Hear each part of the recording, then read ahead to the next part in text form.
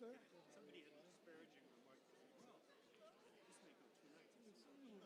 I remember the days when he used to go.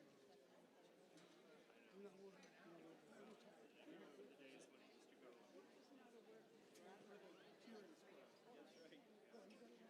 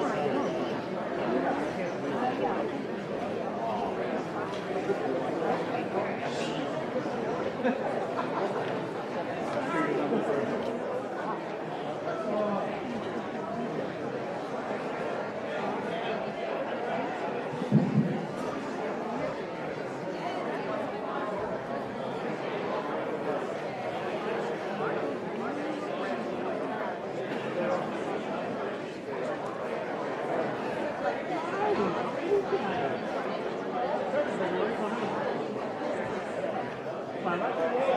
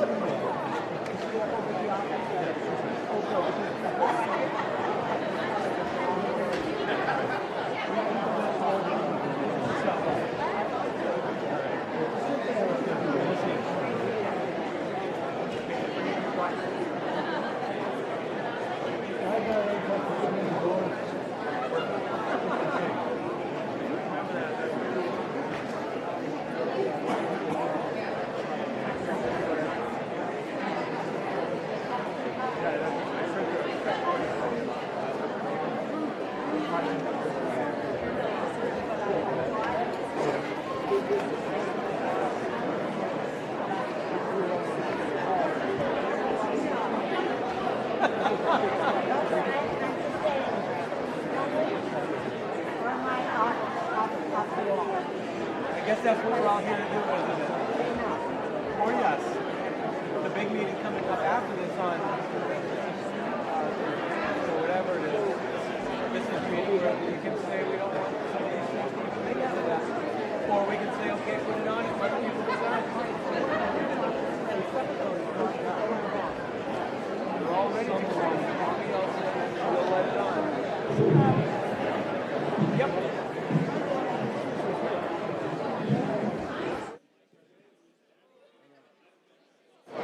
For instance, like the library. Let's say you're doing it and spending money as a job. I know, but let's say you are. If everyone here says, we don't even want to vote on that, we won't even get to the spot where you can vote. Or the town can say, we don't think it's a good idea, but we're not going to vote to put it on it. We're going to let everyone say no next time. You can say no now, but if it gets on it, you'll still be able to say no. I know. Okay, I kind of get it.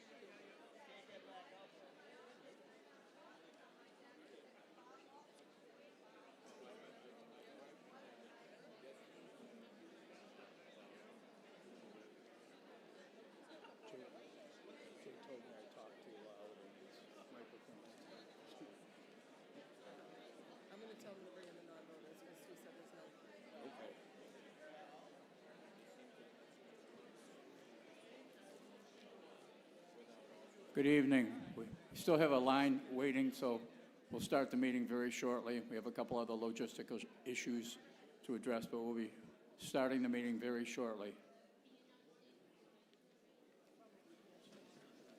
You can continue murmuring if you want.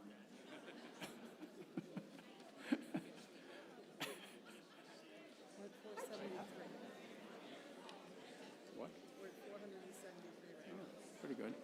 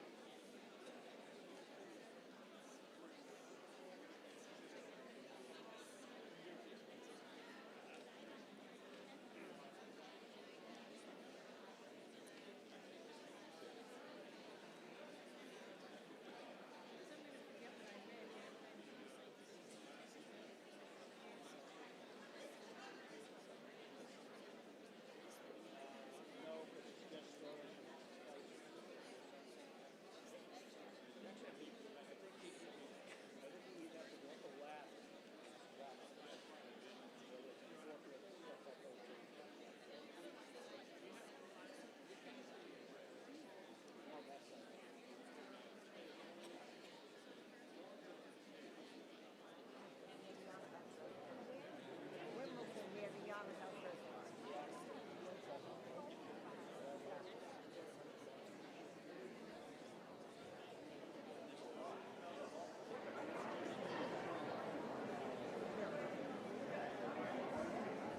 Why do we have all these police people in here? We have the police in here too?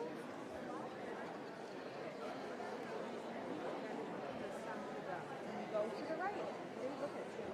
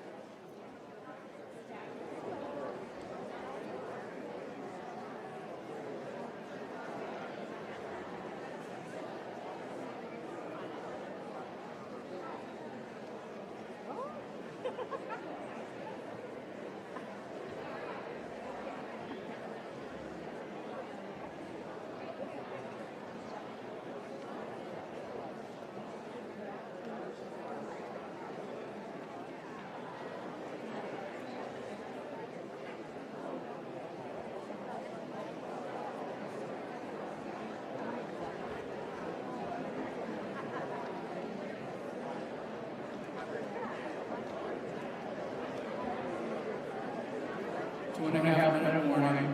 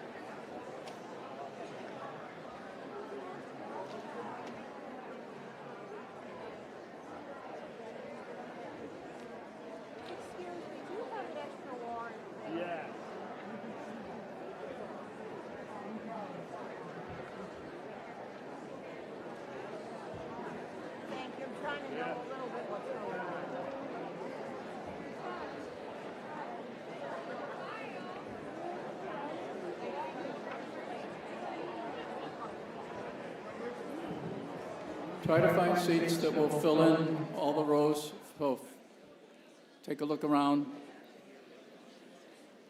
The area in the far northwest corner is reserved for non-resident participants.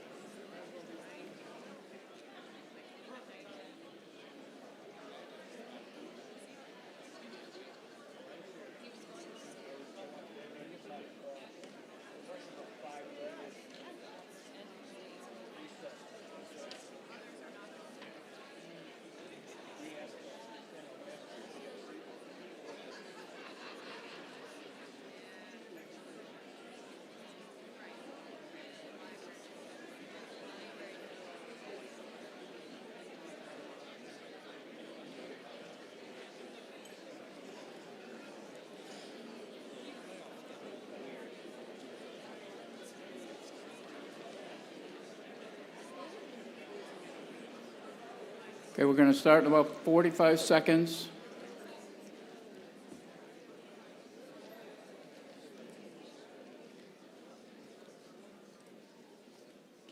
Ooh, that was a quick 45 seconds.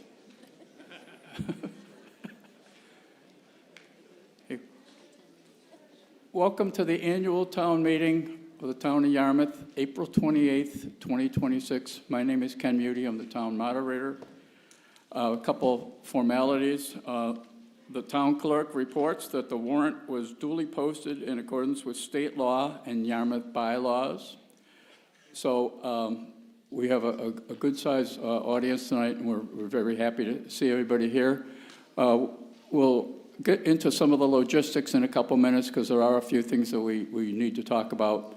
But before that, I'd like to start the meeting with probably the most important thing that we do, which is I'm going to stand up and walk over to the flag, and we're going to recite the Pledge of Allegiance together. And then I'd like you to remain standing as Maxine Allen, a sophomore at Dennis Yarmouth Regional School, will sing our national anthem.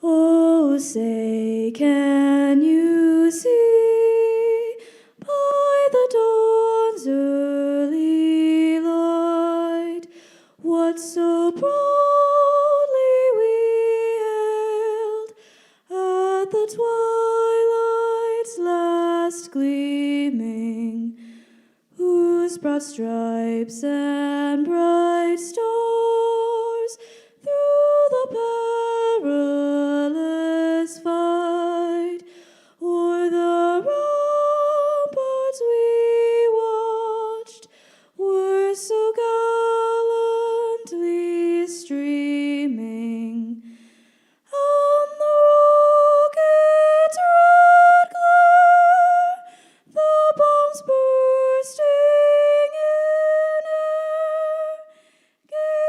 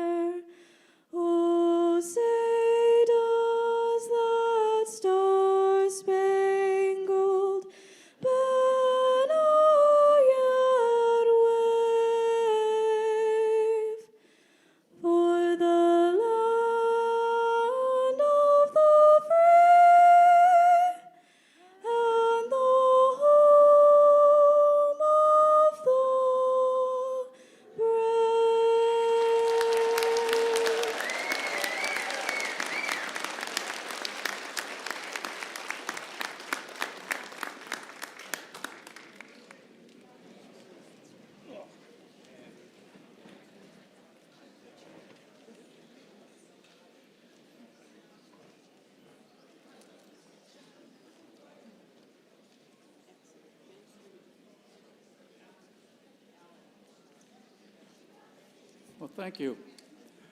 That's our future, folks, and it's a good one. If anybody was, I heard all the singing, and if anybody was looking at me, I hope you weren't, but if you were and you noticed I wasn't singing, it's for a very good reason. Let's just touch base upon a couple of the logistics before we introduce the people on the stage. I wanted to just acknowledge a couple things. One, the usual thing, if you have an amendment, the amendment must be put in writing. I think everybody's probably aware of that, but if there are, and we will help you if you need to do that. Tradition here is to take a voice vote, and we will continue that tradition. However, tonight we have 6 or 7 votes that require a 2/3 majority. So for those particular articles, we're going to ask a standing vote. And when you do vote, it's very important, especially with a sizable audience like this, to make sure you hold up your card. Like I say, with the 2/3 vote, we'll need to stand up. Let me begin with, again, we have a number of important articles.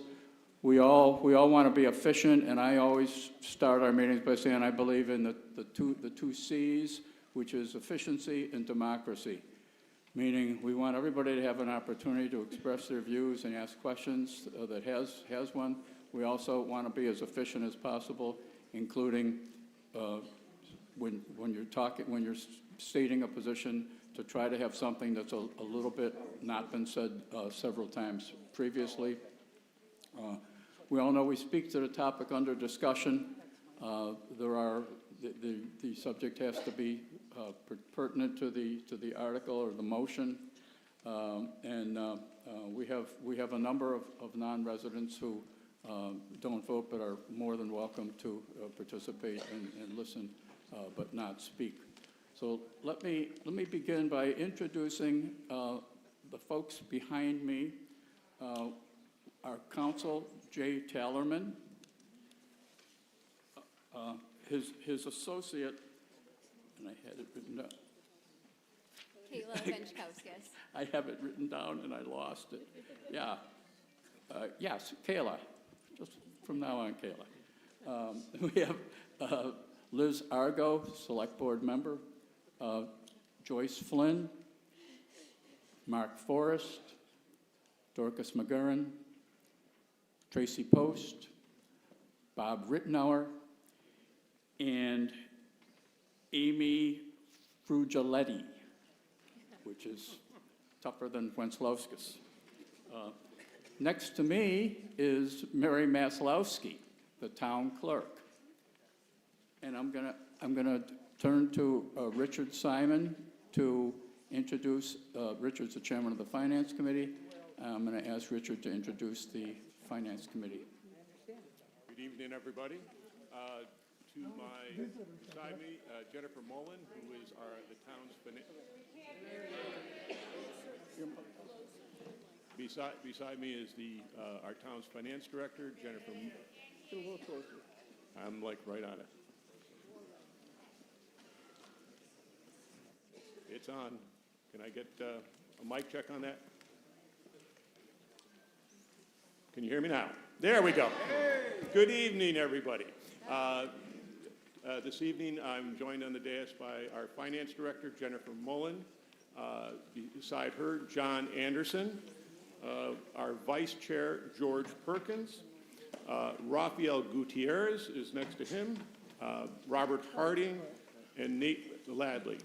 Missing from the dais tonight is our other member, Alyssa Mullen, who is at home with her newborn.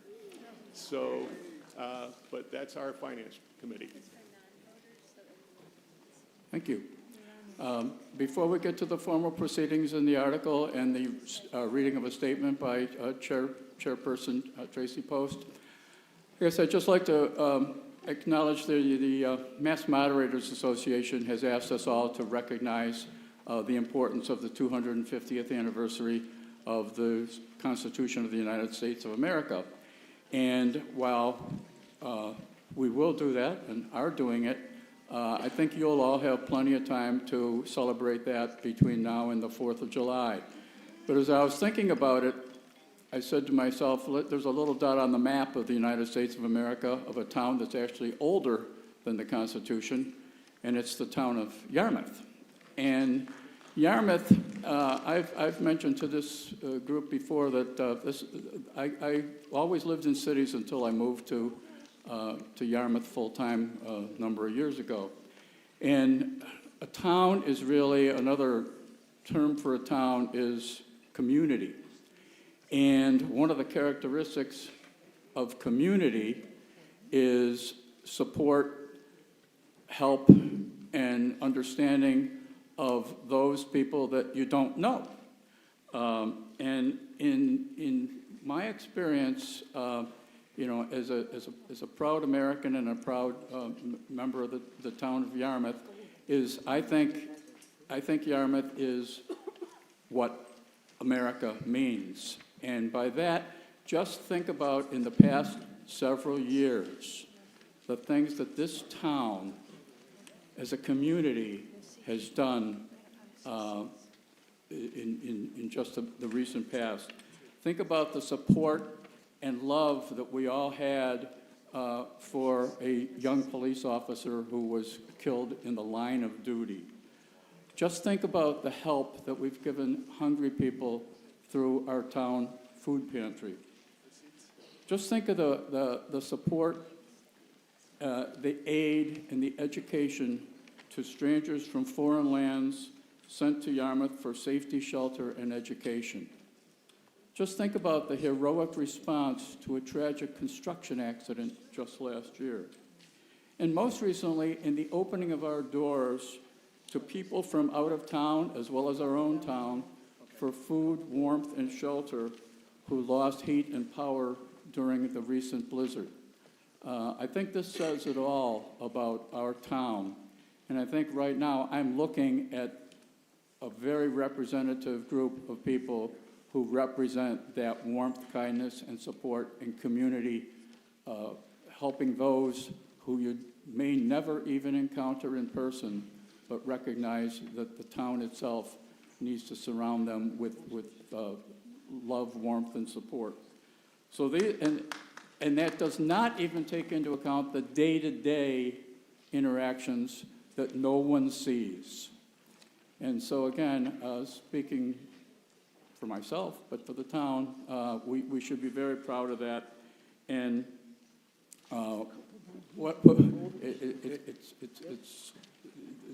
the term is often used to recognize our strong military and first responder community, but I want to thank you for your service to the community. So thank you. Now, I'd like to move on to, I guess, the main reason you came here today, which is the town meeting warrant. And I'll turn it over to Tracy Post. Thank you, Mr. Moderator. Good evening, ladies and gentlemen. On behalf of the Yarmouth Select Board, welcome to the 2026 Yarmouth Annual Town Meeting. On the warrant tonight, we have 29 articles for your consideration, most of which are financial in nature, the necessary items to continue our programs and services and provide for the capital needs of the town through the end of next fiscal year, FY 2027. Some of these capital items for your consideration are quite important and impactful for our town. This is also a very important year for our budget and programs and services. This year, the town is proposing 2 override votes to support the operation of our educational system. For the Dennis-Yarmouth Regional School District, continued rising costs and less than optimal state aid numbers have created the need to go beyond the restrictions of Proposition 2.5. For the Cape Cod Regional Technical School, a spike of 31 new Yarmouth students for FY 2027 drives the enrollment-based formula beyond what is possible to fund with the 2.5% increase. I'd just like to thank our staff and our department heads for keeping our municipal budget within Proposition 2.5.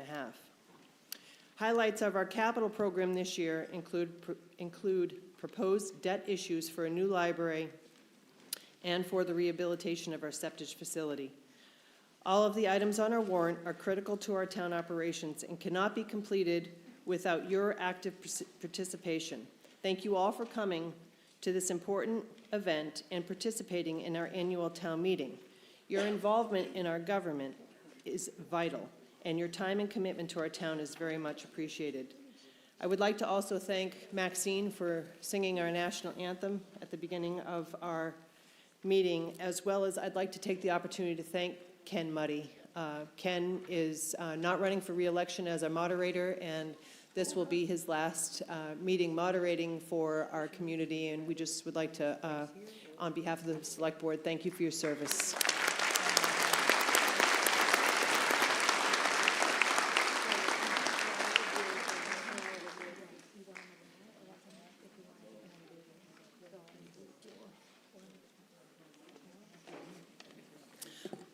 I move Article 1 as printed in the warrant.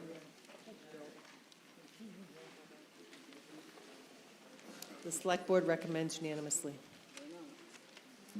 The Finance Committee recommends 5-0. Yes, the purpose of this article is to fund any budget shortages for the current year. The supplemental funding for snow and ice is needed to cover the costs associated with several long-duration road treating events.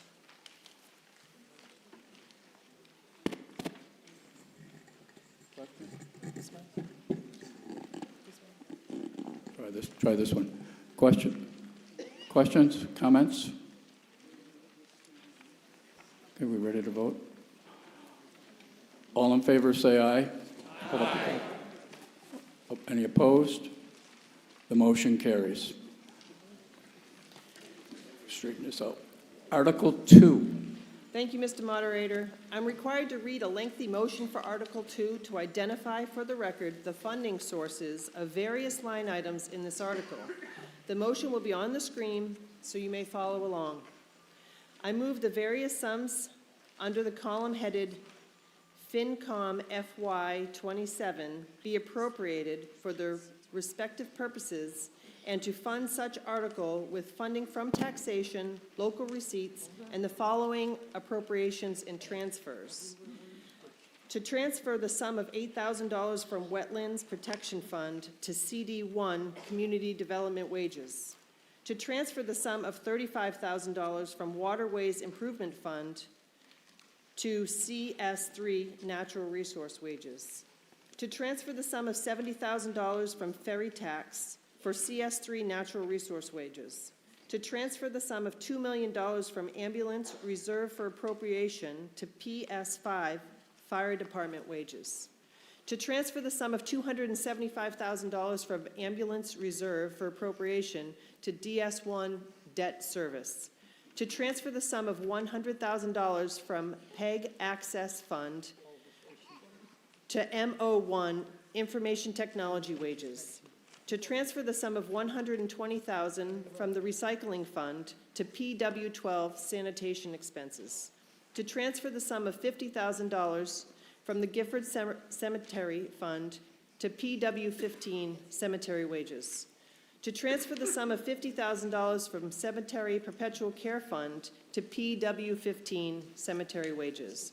To transfer the fund $15,000 from Cemetery Sale of Lots Fund to PW15 Cemetery Wages. To transfer the sum of $413,000 from Community Preservation Fund to DS1 Debt Service. And to raise and appropriate the sum of $51,234,811 for a total appropriation of $54,370,811 for Article 2. Motion's been seconded. Select Board? Select Board recommends unanimously. Finance Committee? Finance Committee recommends 4-0. Do we need an explanation? If not, Yep. This article funds the town's operating budget. which covers employee salaries, benefits, and other town operating expenses. At the direction of the Select Board, this budget is balanced, affordable, within the perimeters of Proposition 2.5, and provides the best possible service and facilities to the town. The Finance Committee has reviewed this budget in detail. So in your warrant book, we try to do this as efficiently as possible without reading every single line item. In your warrant book, beginning on, I think it's, well, page 9, I guess, you have every line item of every, pretty much every sublimit of departments. Take about a minute and a half to look through these and ask to hold discussion on any of the items, otherwise we will vote on one grand total of 50 of the motion, which was $54,370,811. Take a look through this. Comments, questions as you go through.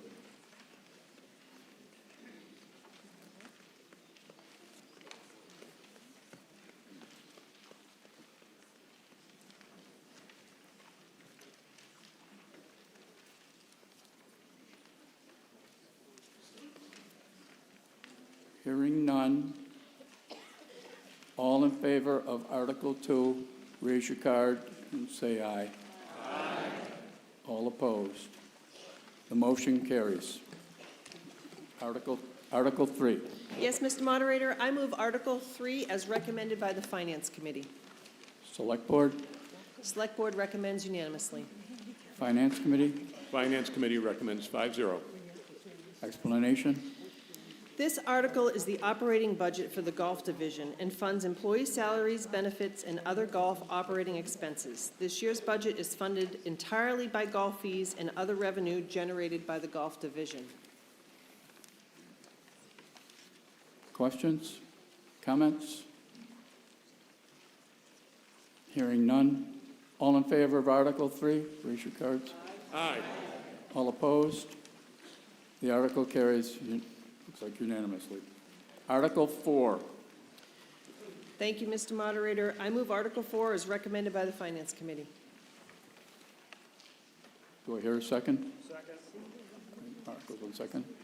Select Board, Select Board recommends unanimously. Finance Committee, Finance Committee recommends 4-0.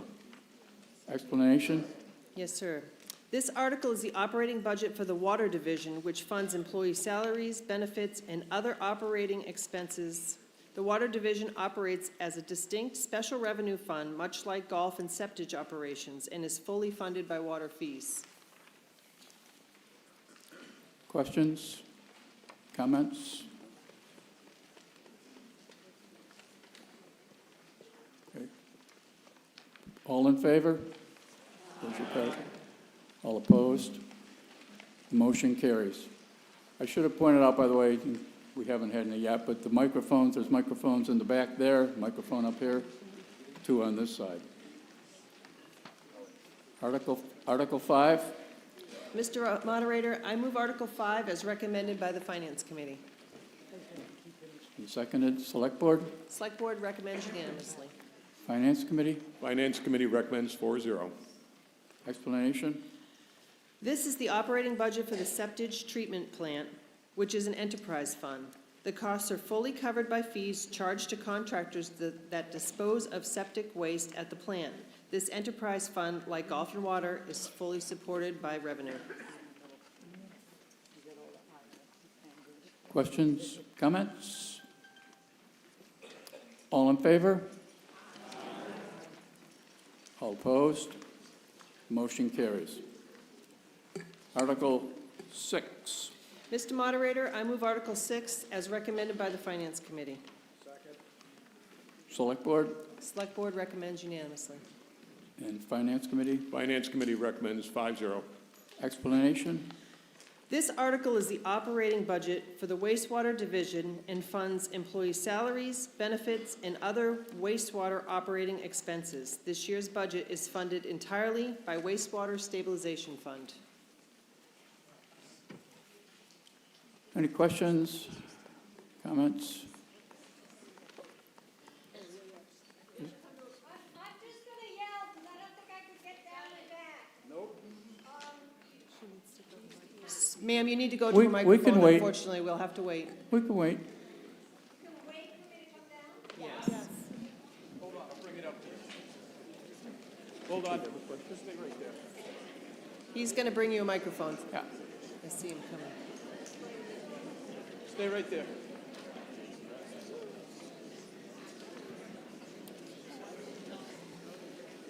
Thank you, Paul. Kim Berner, District 1. It's funded this year. What happens next year? This is, I can answer that question. Thank you for your question. That this represents just the fiscal year 27, so it's the period this coming July 1 through June 30th. At the annual town meeting, 1 year from now, we'll entertain the amounts required for the subsequent year. So each year, it has to be voted separately. And just to give you a little background, we are in construction for the wastewater facility. The costs at this point are ramp-up costs, and we'll see those growing over the next several years and then stabilizing at an amount to operate the new plant, which will open up in 2028. okay. Any further questions, comments? Thank you, Mr. Rittenauer.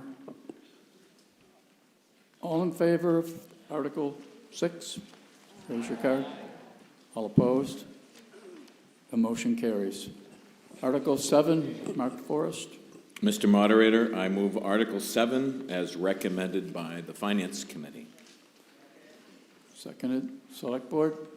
Mr. Moderator, this is the operating budget for the, I'm sorry, Recommend. we recommend 5-0.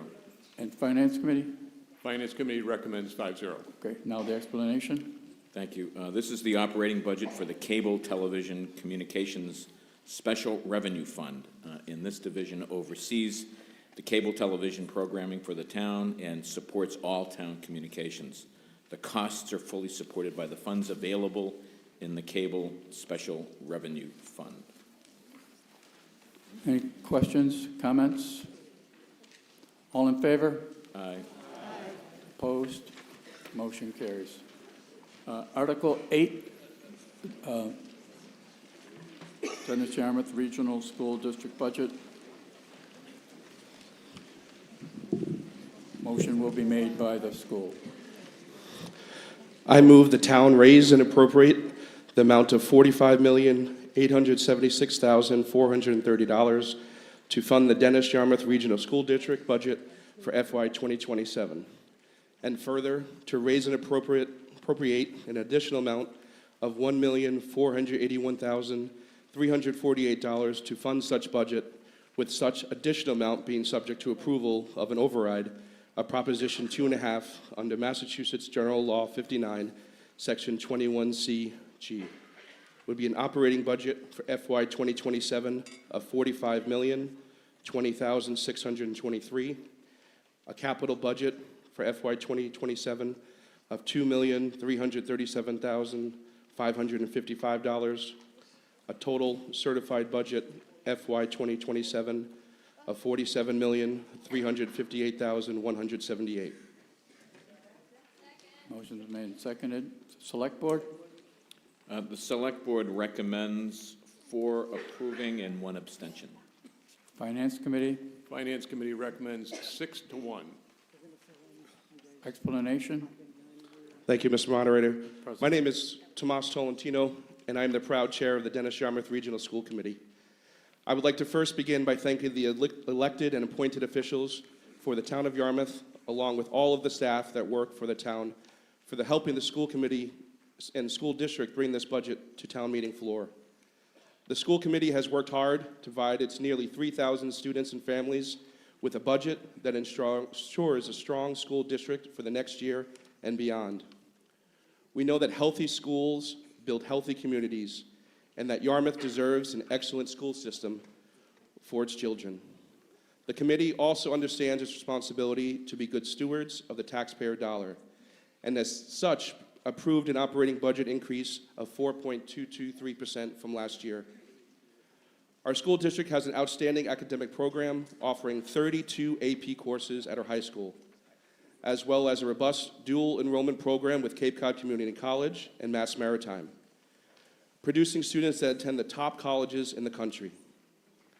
Additionally, our school district is designed to meet the needs of each learner who crosses the threshold. As such, we offer a diverse set of programs offering to meet the needs of students with special education needs, English language development needs, housing and food insecurity, mental health challenges, as well as offering unique enrichments like a competitive robotics team, esports, and a farm-to-table hydroponics elective. DY has a fantastic arts program that begins in our elementary school and expands as students progress through our school district. Students in our high school enter their 2- and 3-dimensional art in national competitions. Our marching band, winter percussion, and color guard compete at the state and national level. And our middle and high school music ensemble programs fill this room and the high school auditorium for community concerts regularly. Additionally, almost half of our high school students participate in our interscholastic athletic program. In the last calendar year, over a dozen of our high school teams qualified for tournament play. Additionally, DY has the state champion field hockey team.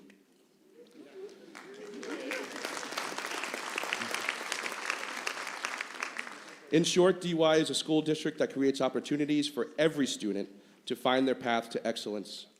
Focused work on K-5 math achievement in the last few years has resulted in an increase of 10 percentage points in student achievement on the state assessment in these grades.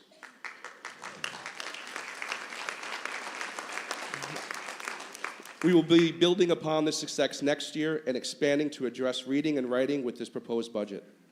Finally, DY is and will continue to be an integral part of this community. This was never more apparent than during the week of February 23rd, when a winter storm crippled a significant portion of Yarmouth and our surrounding communities. Dennis Yarmouth High School served as a regional shelter that at its peak was serving over 250 people on a day. It was the DY maintenance and grounds crew that worked tirelessly to open the building throughout the storm and to keep it open.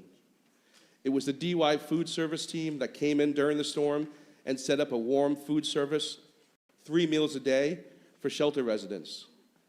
And it was the DY school nurses that stepped up when the county volunteer nurse system broke down to ensure that shelter residents got the care they needed.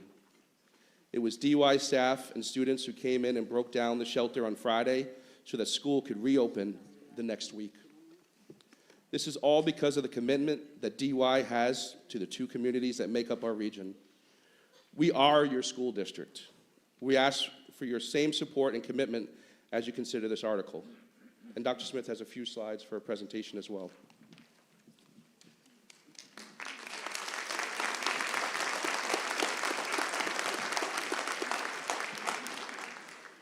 Thank you. I'm Mark Smith, Superintendent of Schools for the Dennis Yarmouth Regional School District, and going with one of your C's for efficiency. I'm going to try to move through this as quickly as possible. Just want to run through just some of the information that supports the school district's budget. So the school, as the chair mentioned, the school district or the school committee built a budget built upon 3 shared values: that healthy schools equal healthy communities, that the 2 towns that make up DY deserve excellent schools, and that the school district and the school committee should be good stewards of the taxpayer dollar. It is with that they put forward a total budget just under $83 million. This is, however, a reduced service budget. That term means that the school district will not be providing the same services next year that they do this year. If you think about it from a municipal standpoint, imagine the dump's open 7 days a week. That's the standard service you're used to. A reduced service would mean next year it's only open 5 days a week. School district's going to have some similar version of that next year with this budget if the override passes. That includes in this budget 13 staff reductions that in the budget that would include the override. Next slide, please. That is driven by some major cost drivers. I'm going to just highlight 3 of them. One, the top one is health insurance. We all buy largely from the same health insurance. Us, the town of Yarmouth, the town of Dennis, most of the school districts on the Cape all get our health insurance from the same place. That is going up by 8% next year.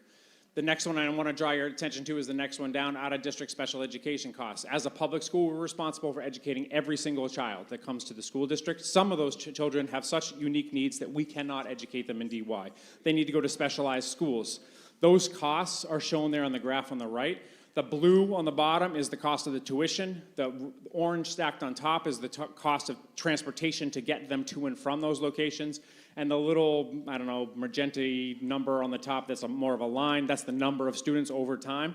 The number has gone up, but so has exponentially the cost. Tuition in particular to these particular schools continues to escalate. I was just at meetings right before the April school vacation where we got cost increases at 3 of the schools at over $100,000 to each of those schools for students that are going there. We have no control over that. And the last one I want to draw your attention to is about, well, it's the third one up from the bottom, McKinney-Vento transportation. That's going up 338% for next year. That's driven by 3 factors. McKinney-Vento transportation is for students who are unhoused, otherwise known as homeless. We are required by federal law to transport those students regardless of where they live. They have a right to come back to their school of origin. So that means if they started in DY and they move somewhere else and they're unsheltered, or the other way around, they still have right to go to their school of origin. And we have to provide transportation. So one, we've under budgeted that. We currently in this fiscal year have $190,000 budgeted. We are currently, I just checked, we are running at $830,000 in current running for that. So we need to obviously boost that for next year. 2, the number of students continues to escalate. Every year it has doubled. The number of students that meet this category, we're up to 260 students this year that fit into this category. And then the third piece is the cost of this transportation. There is essentially nobody on Cape Cod that provides this service. It is a high demand, low supply market. So the cost for this transportation goes up. Most of the time we have to find somebody off Cape to drive on Cape to provide the service. Next slide, please. The other side of the coin is monies that come into the school district, revenues. Our 2 main sources of revenue, or our 1 main source of revenue is the state. It comes in 2 big buckets. They're on the top. State aid, this graph on the right is Chapter 70 is the biggest one that we get. And you've seen the light blue has been since this thing called the Student Opportunity Act went into place. It's meant to serve districts like DY that has students with particular high needs, students that are English language learners, students that are from low socioeconomic backgrounds. And it has done us very well. It has done our communities very well. It has depressed the need for town-based assessment because we've gotten almost $1 million more from the state each year since this has gone into effect. But it is starting to run out. It is getting to the end of the implementation of the Student Opportunity Act. So it is flattening. And we actually, overall, in net state aid are getting $130,000 less than we got last year. And we're projected to get less regional transportation aid for next year. Next slide. Now, where do we fit in the bucket? Because sometimes I'll hear that we spend too much money as a school district. We're second from the bottom compared to all Cape schools on per pupil expenditure. Last year when I showed this slide, we were 3rd from the bottom. So we're actually becoming more affordable for you as a community. But what I do want to draw your attention to is Monomoy and Nauset. That is where we lose most of our kids to school choice. They're spending anywhere between $2,000 and $6,000 per kid more per pupil expenditure. And that is where we lose the vast majority of our kids to school choice. And then you will see the operational increases in budgets for other school districts. Almost every other school district, save 2 on the Cape, have operational increases above what ours is this year for 4.2%. And both our municipalities, their budget increases, when you compare last year what their operational needs were to this year what their operational costs are in the same bucket as what ours are. If you look back to what just got approved tonight compared to what got approved last year for general fund operational costs, do the math. It's not anywhere or in the same bucket as what we're asking for. Next slide, please. What's also important to understand is the school district has spent 72 cents on every dollar on people. We're a people business. So when I get to talk about what the impact is going to be in a couple of slides, it's important to understand that we can't cut really anywhere other than people. And also, most of our people are from this community. So an investment in the school district is an investment in this community. These people that work here, pay their taxes here, put their money back in this community. But additionally, 10 cents goes to tuition, goes to those special education costs that I talked about, school choice out, charter school out. Another 7 cents goes to transportation. You're now up to 89 cents on every dollar. 3 cents goes to utilities. You're now up to 92 cents on every dollar. It doesn't leave a lot of other place to cut and trim from. Next slide, please. Now, you may be wondering, well, if it's a 4.22% increase, how come our assessment's going up so much? This is the hardest thing that I have to explain, and I'm going to do my best. There's a difference between the budget for the school district and the assessment to the two towns. And that is because the assessment comes in 3 steps. And I try every year to find an easy way to explain this, and there is no easy way to explain this. So I have a little visual here to try to help. In the top left-hand side, imagine that container of water is the school district's budget, roughly $84 million. And the 2 containers, the little cups on the bottom right, are ultimately what the 2 towns have to pay at the end for the budget. There's 3 steps to determining how much water goes into each cup. The first step is monies that never get charged to the 2 towns. If we go back to my second slide, it's all that revenue that comes directly into the town. State aid, we have monies that come from the solar fields, we get Medicaid money, all that comes right into the town and gets directly offset to the budget. That comes right off the top. This year, it's roughly 17 million. So 84 minus 17, you're now sitting at roughly 67 million that has to get assessed to the 2 towns. So then you go down to the second container. And in that second container is roughly 67 million that has to get charged to the 2 towns. But it doesn't, there's 2 steps to the next part. So imagine it's like a bill in 2 phases. The first part is what's called minimum local contribution. Both towns pay way above the minimum, so it's not about one town not doing their share when it comes to the minimum. But the minimum local contribution generally goes up every single year unless it's a big recession. It goes up every single year. But the challenge is it doesn't go up proportionately. It's not like it goes up a same percentage amount for the 2 towns each year. And we don't set it, the state sets it. So last year, it went up a bigger proportion for the town of Dennis. And this year, it went up a bigger proportion for the town of Yarmouth. It went up 3.5% for the town of Yarmouth, and it went up and I'm rounding, 1.5% for the town of Dennis. So again, imagine a bill in 2 parts. The first part of your bill went up more than it did for the town of Dennis. So that first part gets taken out and goes into your respective cup. Then whatever's left goes down into that bottom bit. That gets split by the 5-year rolling average of foundation enrollment between the 2 towns, which this year is, if you round, is 70% to 30%. It's off by fractional amounts, but it's roughly 70 to 30%. And then that amount is the remaining amount that goes into the 2 cups. And because of that, because we have less state aid, because Yarmouth's minimum requirement went up more than Dennis's did, that's why you see 2 different assessment increases. Even though the operational budget increase was 4.2%, Yarmouth's assessment increase is bigger than Dennis's assessment increase. Dennis's assessment increase is actually slightly smaller than our operational budget increase. It all comes down to that second step in the assessment formula. Next slide, please. So when we get to the impact of no override, it ultimately comes down to this amount above the minimum. That's where it's going to have to come from if the override doesn't pass. Next slide, please. So the amount of the Yarmouth override is $1.48 million, again, rounding. So it has to come from the amount above the minimum. We can't just say we're not going to take Yarmouth's money, but we will take Dennis's money. That's not the way the regional agreement works.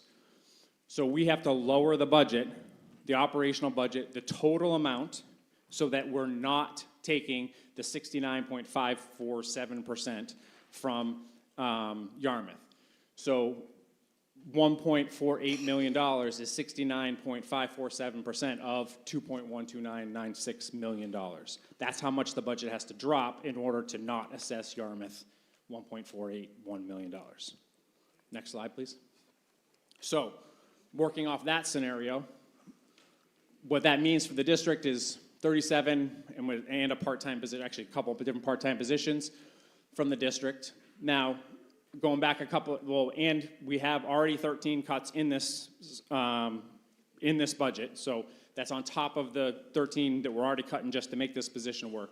Plus, in my first budget as a superintendent, we cut 33 positions to right-size the district. So you take all those and add it up, that's 84 positions since in a 3-year span for the school district, which represents 26% of the district's workforce. And then the impact on services are listed there. I'm not going to read them to you. But we're talking about a significant impact on serviceability. No after-school activities up through our middle school program, reduced sports activities, reduced world language, and then we start to get into significant changes to class size. We really start to have to protect the core programming, math, reading, science, social studies, special education services, transportation, things that we have to provide. Next slide, please. Again, I'm not going to go through all these in detail, but for people who think that we might be making some of this stuff up, it just shows what the actual positions are. This was all presented to the school committee, what the positions are, and how we get to that 2.1 and change million dollars by position through the district. This is some of the positions on this slide and what the impact of those are. Next slide. These are the remaining positions. Again, you see they touch all across the different district, all levels, all aspects of the district. Next slide. And then we get into some places that are outside positions. But again, if you remember, 72 cents on every dollar is staffing. So we did try to look at some other places, but there are not all of the, we cut a significant amount of stipends, but stipends are, small things that teachers get to do extra things like clubs and coach and do all that stuff, but they're small. So it takes a lot of stipends to add up to a teaching position. Next slide, please. Just some information for everybody to have. I think it's in the packet. It has the total, and it's not my place to tell you whether this is too much, not enough, just right, but just so that you have the information. This is the impact, the estimated tax impact for the override. It is 13 cents on 1,000. This is not meant to be condescending, just so that people know how to do this math, because I actually didn't know. I had to think about it. If you know your assessed value of your home, you take the assessed value of your home, divide that by 1,000, and then multiply that by 13 cents. That's how you can figure it out for your own home. So if your home is $500,000 assessed value, divide that by 1,000, you get 500. 500 times 13, I think that's like $65. I think I did that math right in my head. But that's how you can apply that to your own home. Next slide. And then just some things that you may have heard, because I've heard these things. You may have heard that we can't control our spending as a school district. If you look up the data, you will find that we're actually a smaller percentage of general fund expenditures for the town of Yarmouth today, or last fiscal year, because that's when you can find the reported data, than we were in 2020, by 1.6%. You may say 1.6%, that's not that big of a number. Total general fund expenditure, and this is all of education, so that's us and Cape Tech included, but 1.6% of the general fund expenditures in that year, which were $103 million, is $1.6 million. You may hear that we're hiding our money and we don't, have good transparency. And I'm going to show you that. I'm going to have the last slide's going to have a QR code. You can go right there and see it all.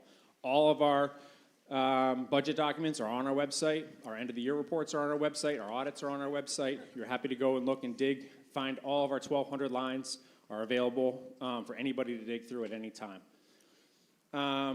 You may have heard that all this information that I just presented are scare tactics. I just want to make sure everybody understands that when we start cutting positions, we have to do it by seniority. Or actually, I guess, reverse seniority, meaning that the lowest seniority staff, and that therefore meaning the lowest salaried staff, are the staff that have to go. So it means we end up, and additionally, as a region, we carry all of our own costs. So we have to carry all the unemployment costs. A teacher unemployment cost is $21,000. So it cuts into every savings for a cut employee. And then, we often get asked by our excess and deficiency. I skipped, or I buzzed by it. It was on the slide for the For the revenues, the school committee did commit $1.3 million of their excess and deficiency to this budget to ensure that certain things like curriculum work that we're trying, as the chair mentioned, around trying to address some of our reading achievement data. We had facilities projects, our buildings need ongoing facilities work. That was supposed to be in our operational budget, and the committee used E&D to fund it. And technology work at the high school, all are being funded through excess and deficiency, which is similar to the town's free cash. It's not the same, but it's similar. And the school district does need to maintain some amount of E&D, and how it gets used is all part of the district's bond rating, and the district needs to maintain its own bond rating for borrowing. And these are just important things to make sure everybody knows and understands.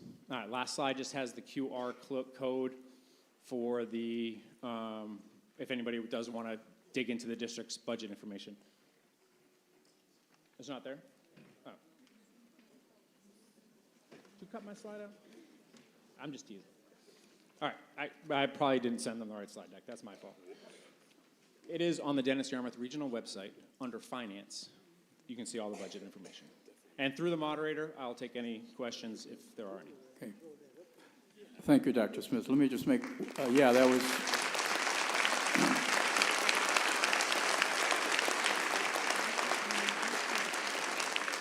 I don't want the concept of efficiency getting in the way of the need for everyone here to have as much information as necessary to make an informed vote. So it's more important to know what the issues are than to worry about, you know, how long something might take if it's that important, and clearly it is. So any questions or comments?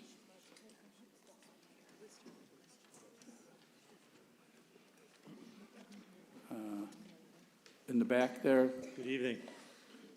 My name is John Tenuzzo. I'm from Yarmouth Port. And Hold on. thank you so much for that wonderful presentation. It was great.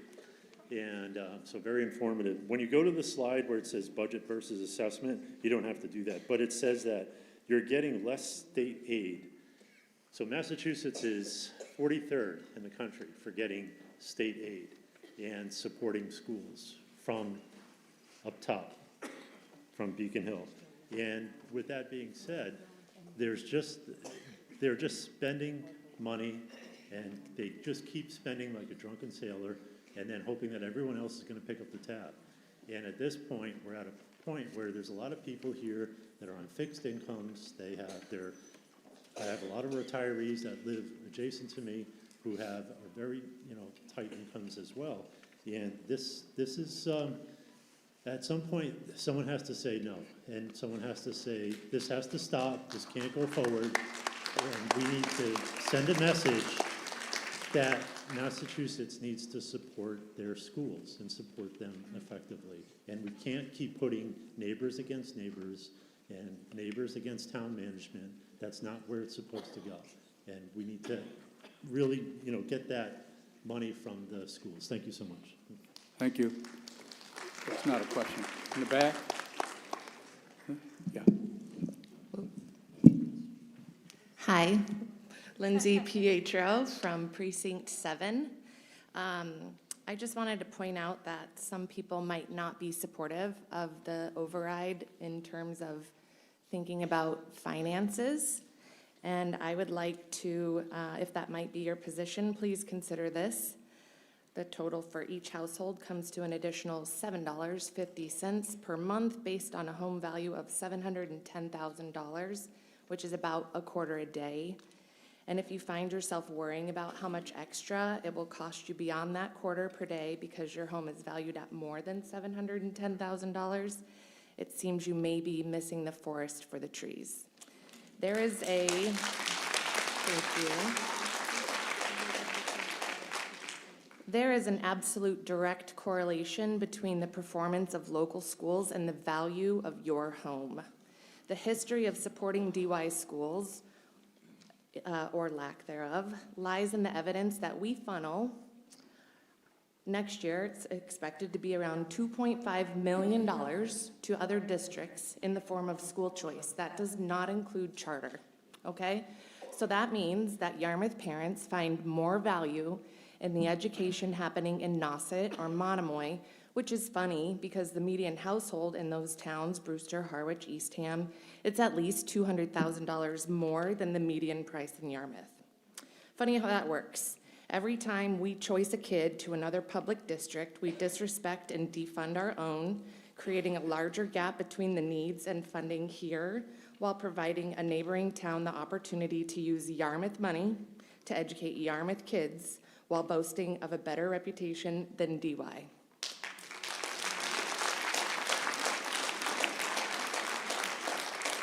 If we vote against this override, it means that we will likely cancel, obviously, many very qualified, loving staff that we have for our students, but also special programs that make DY unique, which may lead to more families choicing out, leading to Yarmouth tax dollars helping to make another town stronger.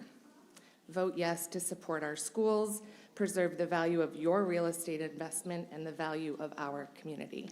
Thank you. Yes, sir. Up here. Right here. Thank you, Mr. Moderator. Susan Solkowski, West Yarmouth. I just had to point out to some of these people some of the things that are not really detailed in the list. And one of it is the fact that small class sizes, if you ask anyone who does a budget what a school's class size is, they include every extra person that is in that classroom as decreasing the size of a class, so that the instructional assistant, the paraprofessional, the speech translator, each one of those people in a classroom is counted as an educator that says, oh, the classes are only 17 children, which isn't really true. The class is like 30 children, but there's extra people helping the students with special education needs that need those services. And those services are mandated by the state, and we have to service those children whether we like it or not. And those very legal regulations from the state are mandated to be followed, and they are very, very expensive. Also, the fact that I do have a couple questions I did not understand, and one is there is nothing in there that about the population of the children. I have read overall in the country that population is going down as far as schools are going. I was kind of curious about that, but I'm not sure if you have those figures. And second of all, I wanted everyone here to realize this Proposition 2.5 override is wonderful for the school this year. But when you vote it in, it's a 2.5 override that will stay on the books forever. But I would like a guarantee from the town that it will stay in the school system and not be used for something else. Because once it's not for the school system, it can go wherever it wants. Thank you. Dr. Smith, yeah. There was a question. Yeah, if I understand the question correctly, it was about student enrollment. Yeah, so yes, so for multiple years, we were seeing a student enrollment increase. This year, we did see a student enrollment decrease of about 150 students. So we're just under 3,000 students, where we were just over 3,000 students last year. Okay, thank you. In the back, in the northeast corner? Yes, my name is Scott King. I'm in West Yarmouth, father of 3. And first of all, I'd like to say I've been going to these for 45 years, not necessarily in this town. And I'd love to see the people really care about the town, because it's all about the town. My question is not really in the number, is more in the details. I noticed that nobody was making a big deal about all the other numbers that were coming up, but the one that really stood up to me from the school point of view was on the McKinney-Vento transportation. You said it's up 330%, and it's $800,000. Why don't we do that in the town instead of going to somebody else? I might be missing something on that, but that's a lot of money, and that's obviously an ongoing thing. Thank you. So, yeah, so I didn't want to get, again, I was trying to be efficient, didn't want to spend too much time on that particular topic, but I could spend a lot of time talking about it, but generally speaking, the way that it works is, so I'll give an example. So let's say a student is living in Yarmouth. They become unhoused. They find temporary housing in Falmouth. They're under the McKinney-Vento Act, which is a federal law. They're by right have the ability to go to what's called their school of origin. So let's say let's just say it's a family, right? So let's say there's 3 kids in the family. One goes to Station Ave Elementary School, one goes to the DY Intermediate School, one's at the high school. All of those students have the right to go to their school of origin. So now we have to work with Falmouth to arrange transportation for those kids from wherever their temporary housing is, that shelter, whatever it is, in Falmouth, back to the school in DY. That's 3 different start times. So that's 3 different modes of transportation through a private transportation vendor, because we don't have a big yellow school bus that goes to, if they're become unhoused within Yarmouth, we just figure out what bus it is. Because we have 260 students who are unhoused and 220 that require this type of transportation. So there's 40 students that are within our borders that we just make work within our own transportation system. But a lot of them, they then cross town lines. So once they start crossing town lines, we can't make it work with our general transportation system. We need to set up some other mechanism, and that's where it really starts to get expensive. I think that answered your question. I hope that answered your question. I've lost where you went in the audience, so I apologize. I'm trying to find eye contact, but I've lost where the question went. Thank you, Doctor. Ma'am? Michelle Conover, West Yarmouth. We have 4 kids in the district. One's graduating this year and one is starting next year, which will be our 5th. So we've been involved and had kids in this district since 2012. I have black kids, I have white kids, I have adopted kids, I have biological kids, I've had foster kids in this district, and I can tell you that they are all served well. When we decided to come to Dennis Yarmouth as a young family, we came because of the music and the arts program. We came because we knew what the data and the science said about the arts and music and how kids who are involved in those programs, they don't get in trouble as much, they have stronger outcomes, their grades are better, and we're seeing that come to pass with each of our children. When we look at the demographics of our community, these people in our schools are not just teachers. And those kids that need extra help that someone mentioned, our class sizes are not 30. As a parent who is in a school almost every day, I have 100% attendance rate in fire drills at Station Ave because I'm there so much. And I can tell you there is not 30 kids in a class. Our classes are appropriate, they're small, and even when there's additional help, it just doesn't work that way. Our staff is so invested, and they're not only teachers, they're models, they're role models, they support our kids, they help them get access to the programs that they need to get access to after school when perhaps families don't have money for it, and those are the things that keep our kids off the streets, out of trouble, engaged in the community, and building, future leaders. So I think as a community, it benefits us all when we support our kids, provide these, if these extracurriculars go, it's gonna be a real problem for many of our families, and I think we will see kids looking other places, because for working parents, like myself and my husband, those after-school programs keep the kids out of trouble, they keep the kids engaged, they keep the kids through to get extra support with schoolwork, homework. Our teachers go above and beyond, and I just think it's really important that we look at the big picture. I wish we didn't have to pay more. I don't like when my bills come in higher. I don't like when my discounts expire, but that's what the numbers are. I actually wish we didn't have a decreased funding budget. I wished it was level funded or more, because we see the return on investment with our students. So thank you, and do support our schools. Thank you. In the back? My name is David Bernstein. I live in West Yarmouth. I have a question at the end of my statement, so be prepared. First of all, I'm a retired teacher from Western Mass for 35 years. We went through overrides and went through failure of overrides. And 1 year that failed override, my class size went from 22 to 35. If you've ever tried to read that many papers every week, times 3, that's a lot of extra work.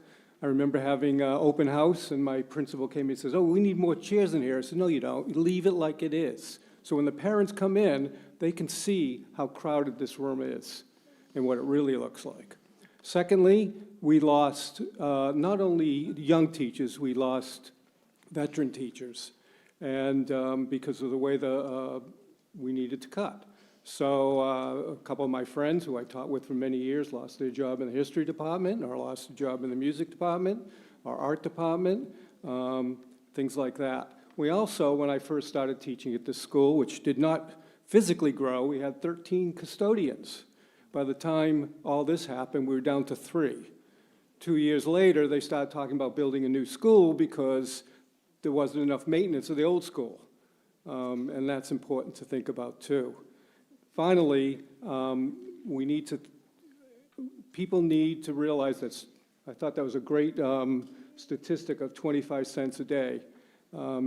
We used to joke at negotiations and say, well, just, don't go out to dinner once and you can afford this, or 2 or 3 times. It's not a lot of money. I know it is. I know some people are on a fixed income. I'm on a fixed income. But there just are some things we need to think about. My question is, what we did ignore was federal money, and how much money from the federal government's been cut to come to the state, and how did that trickle down to here? I don't know if you know the answer to that, but I think it's an important thing that's happening. Yeah, sorry, Mr. Moderator. Go ahead, yeah. Yeah, so, yes, the exact numbers, originally, they were talking about a 10% cut to the federal entitlement grants. The last email that I got was expected an 8% cut to the federal grants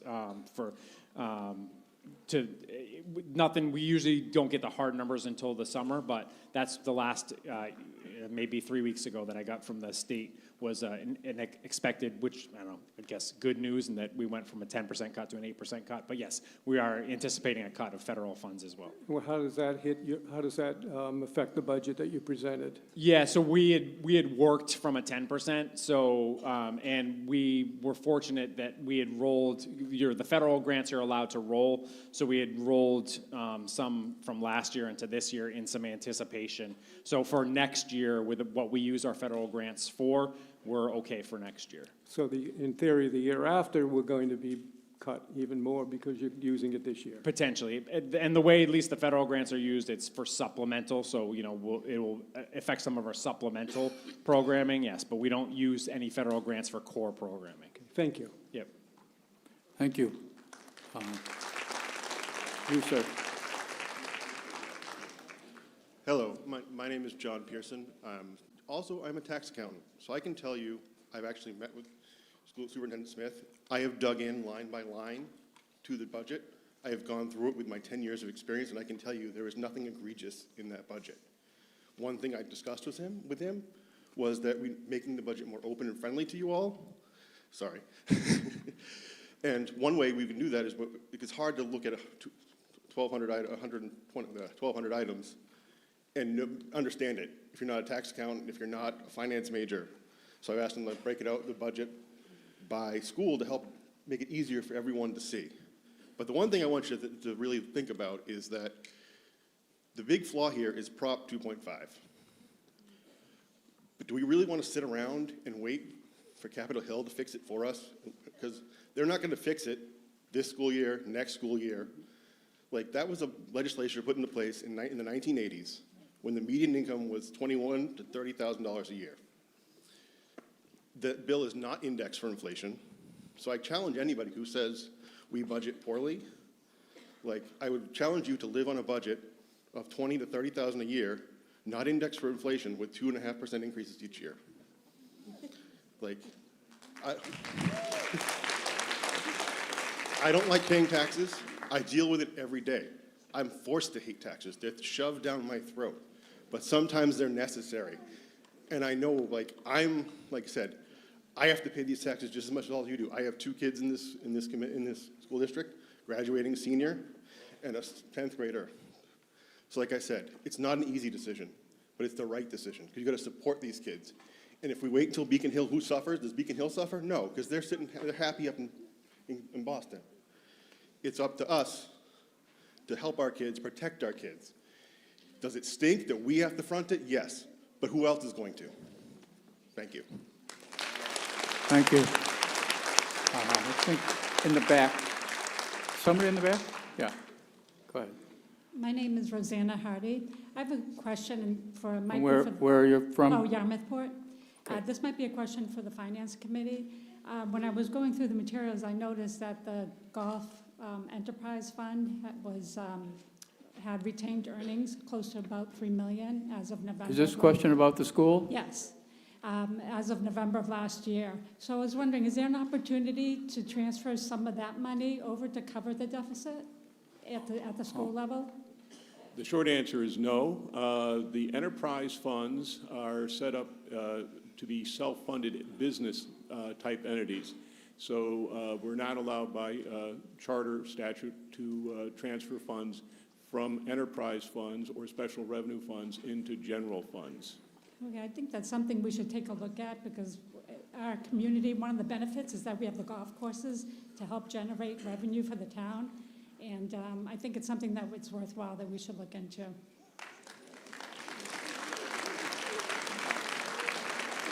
Yes, ma'am. Hi, I'm Terry Fergut, West Yarmouth. I am one of the parents of those struggling kids. I have a lot of help. My son, my oldest, has already graduated from Sturgis. My youngest is here at the middle school here, and I have Mr. Bovino and Mr. Vianetta's numbers on speed dial. That's how much I've talked to them. Today was my son's first full day back in school in over a month. And that's on the services that we currently have. So what happens if we cut more services?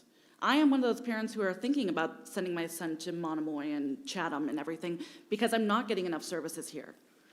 And I would rather spend the money here in Yarmouth than spend that money to send my son somewhere else. Let's keep the money here in Yarmouth and get the services we need here. Thank you.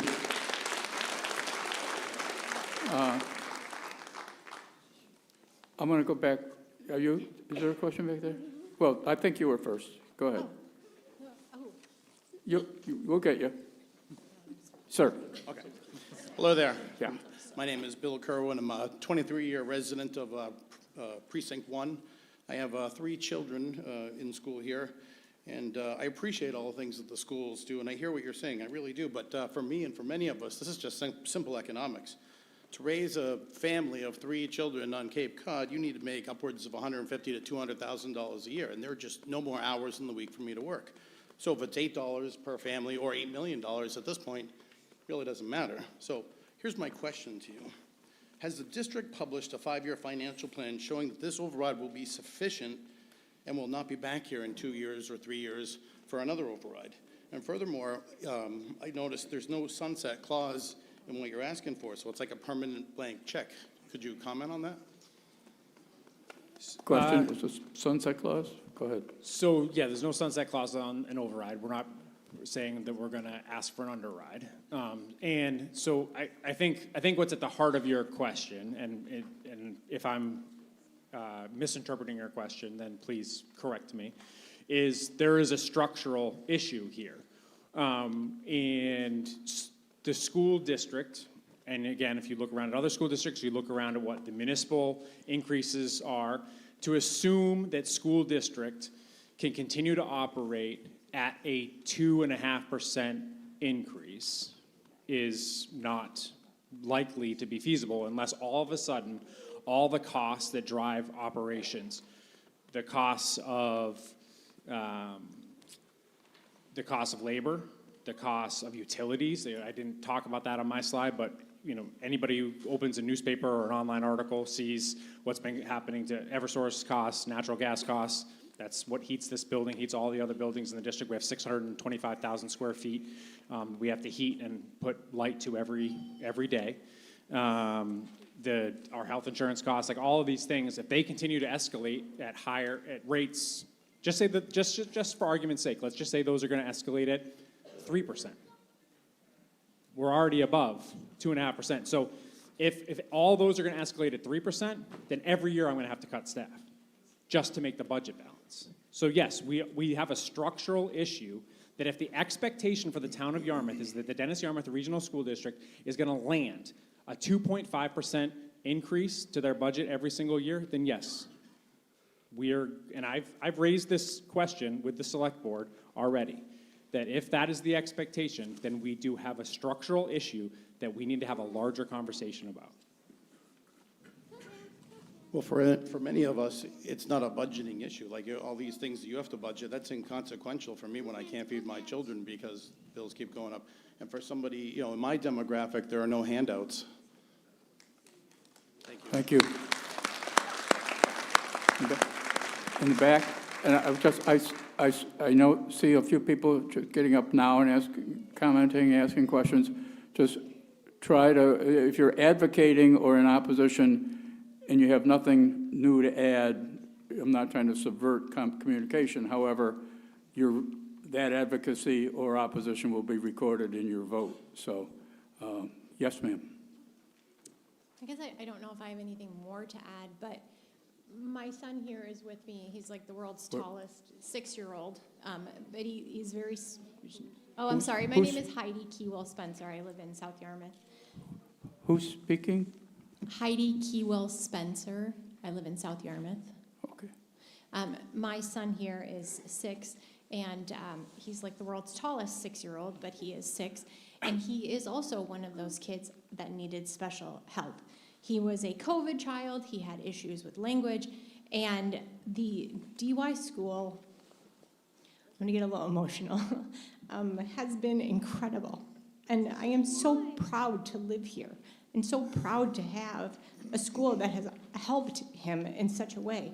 He is a brilliant child. He's 6 years old and writes his own math problems, and we have signs all over the house asking us to name shapes and the weirdest things. But he's a wonderful little kid, and he wouldn't be this way without this school and these teachers, and it's been incredible. And I thank you all for everything you've provided our family. And I work 2 jobs. I work nearly 60 hours a week so we can pay for private pay therapies and things like that because we don't qualify for a lot of things.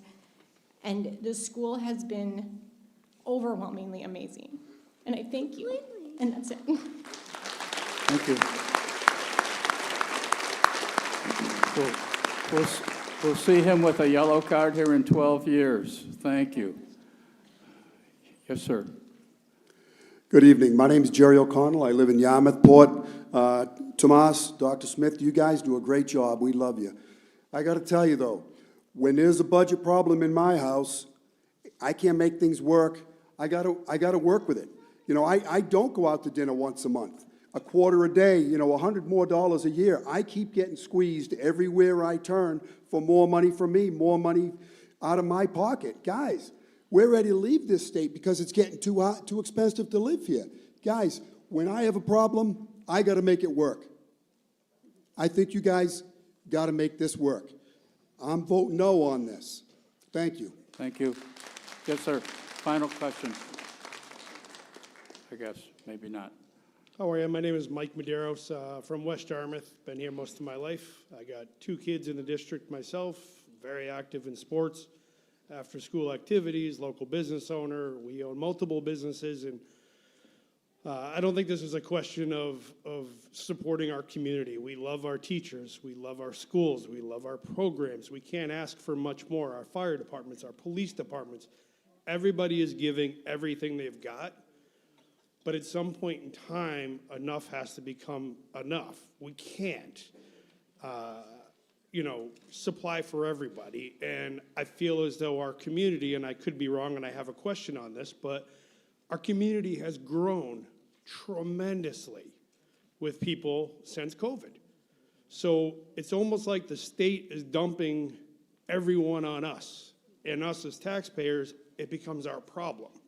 We want to support our schools and give you everything we got to support our children and make our community great and keep it great. But the numbers of transporting kids to other towns, if they leave Yarmouth and live in another town, why do they not end up in that town's school? Why do we have to shuffle them back here and pay that massive expense? And on top of that, we have grown, one of my children being in the high school, one being in the intermediate school.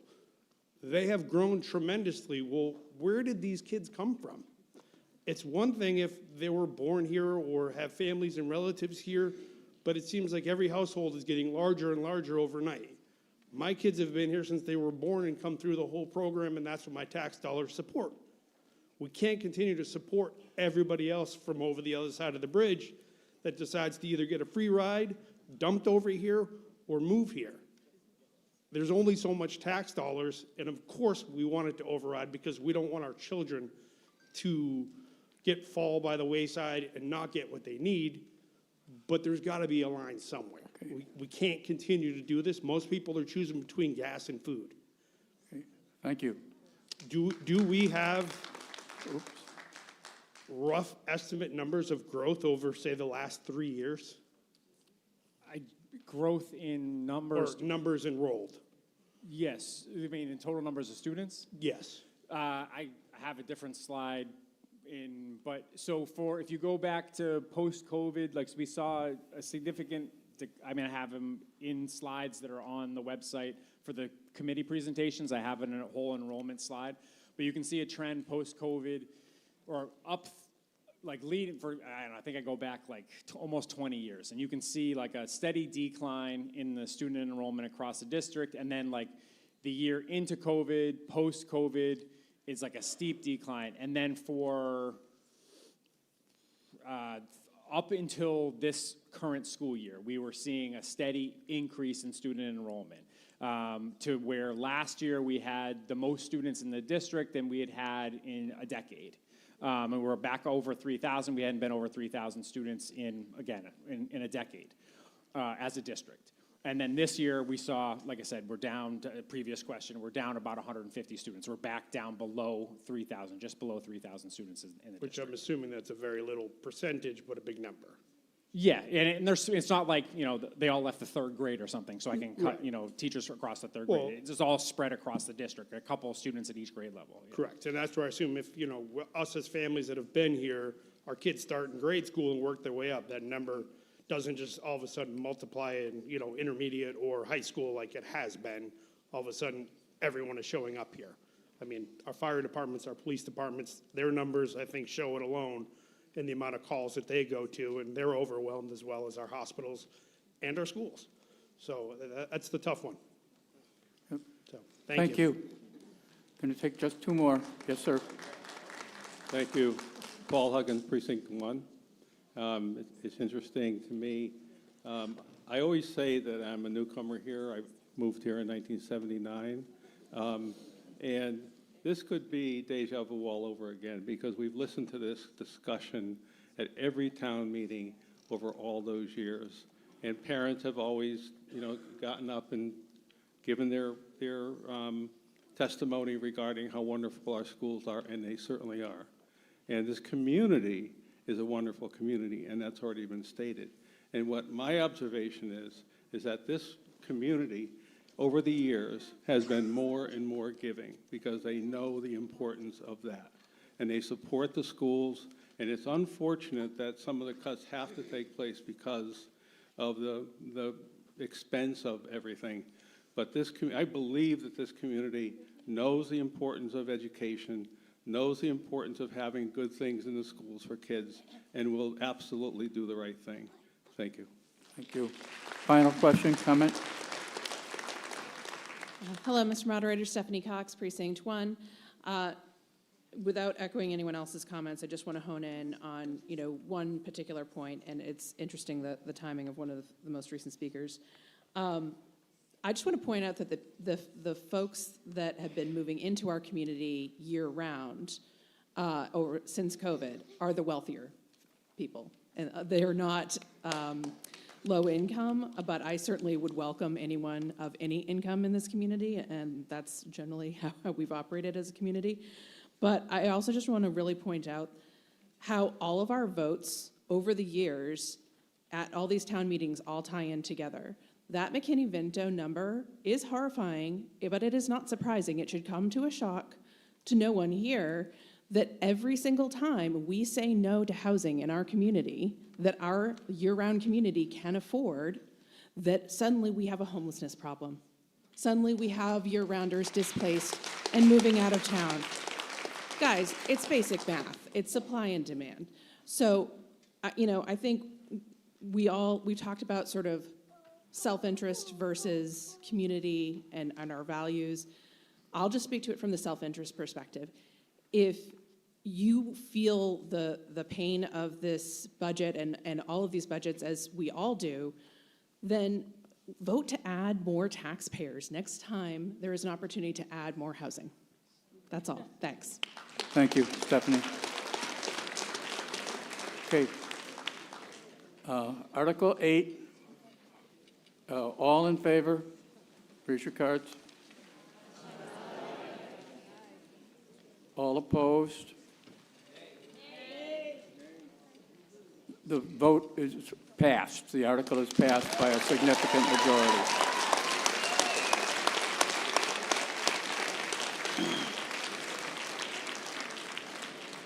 Article 9 will be presented by Christine, the motion will be made by Christine Greeley.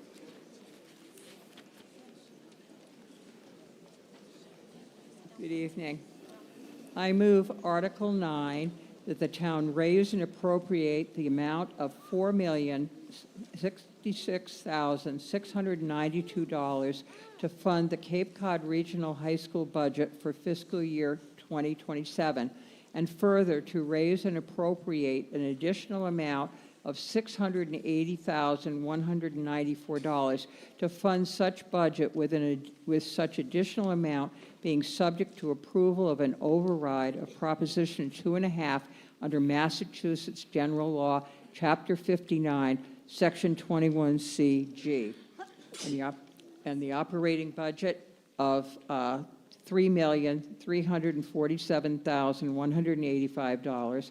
The capital budget for fiscal year 27 of $1,309,701, and a total certified fiscal year 2027 of $4,746,886. It's been seconded. Select Board? Select Board recommends unanimously. Finance Committee? Finance Committee recommends 4-0. Explanation? Sure. I'm Christine Greeley. I'm a school committee member for the Cape Cod Regional Technical High School. With me is our superintendent of schools, Dr. Robert Sanborn, who also is a Yarmouth resident. Norm Michaud, who is unable to attend tonight, and I are the Yarmouth representatives to your vocational high school, Cape Cod Tech, conveniently located in Harwich. Superintendent Sanborn and I are here to present the fiscal year 27 budget assessment. The budget increase is 4.51% over last year's due to a 31 student enrollment increase. It's 27.8% from Yarmouth this year, and the operating assessment for the town of Yarmouth has increased to $3,437,185, and the capital assessment has increased by 14.6% to $1,309,701 for the enrollment of now 171 students from Yarmouth. Our mission is technical education with a priority on academic achievement to support our students and their goals, whether for careers, college, or post-secondary training. We're educating and training students for gainful living wage employment here in Cape Cod, and we're very proud to announce that on the heels of our 2023 School of Recognition designation for student achievement and stellar 2024 MCAS performance, we are very proud to share our 2025 MCAS results, which saw Cape Cod Tech place first among all Cape and Island school districts in mathematics and English language arts, and first among all comparable Massachusetts technical schools, while exceeding all these schools in student growth percentile, which measures the outstanding efforts of our math and English teachers as well as our students. This has been a year of major accomplishments for our students. Skills USA selected Cape Tech for the 6th consecutive year as a national model of excellence. The highest honor was given to this, just 24 chapters out of thousands after vigorous vetting.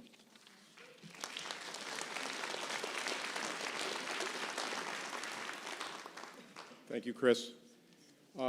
We would especially like to recognize the achievements of our Yarmouth students this year, who were Skills USA Conference winners, Abigail Adams Scholarship winners, and those who became National Technical Honor Society members. And Chris assures me that this is a very popular part of the show for some parents out there. So The District Conference Awards, gold medals in automated manufacturing, Wyatt Doobie, Rowan Mercurio, and Porter Anderson, gold medal.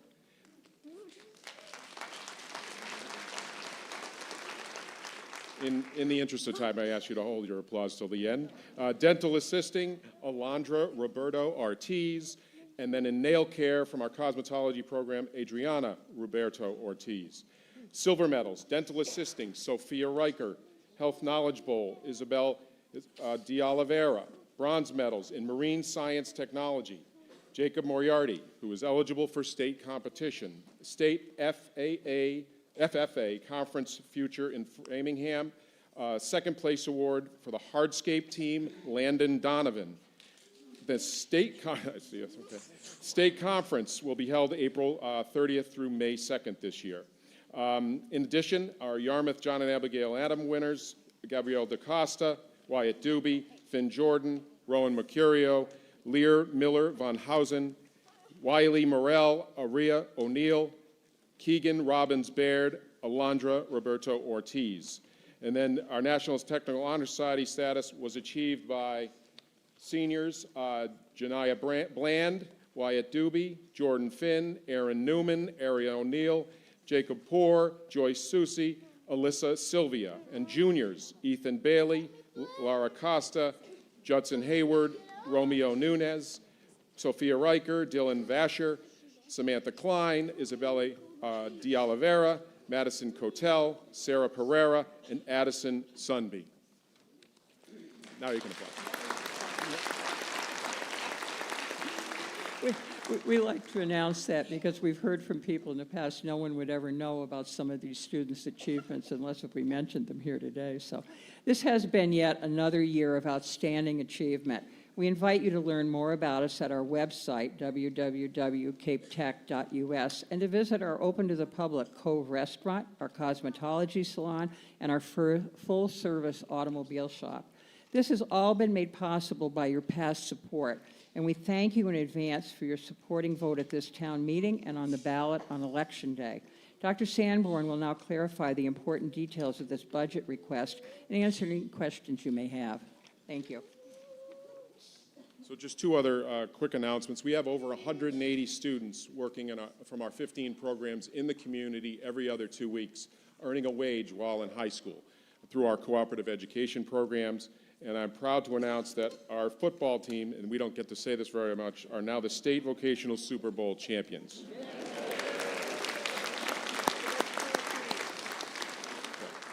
So as Chris said, I am a resident, Precinct 1, Yarmouth Port. I want to thank the Select Board and the Finance Committee for their support of this budget. I by no means want to be unsympathetic to the taxpayer in the town of Yarmouth. This is my first experience with an override for Cape Cod Regional Technical High School, and I pledge to hopefully not be here next year for an override. But you're going to see, I'm going to try to explain very briefly why we are where we are. A couple things before I go to the slides. Enrollment is up 3%, but 22% for the town of Yarmouth. The assessment is up 27%. My colleague, Dr. Smith, did the most outstanding job of how the funding formula for this fine state occurs, which also looked like a boiler system from our HVAC program, but that was excellently done, and I'm not going to go through it again. But those numbers right there, you can see the shift.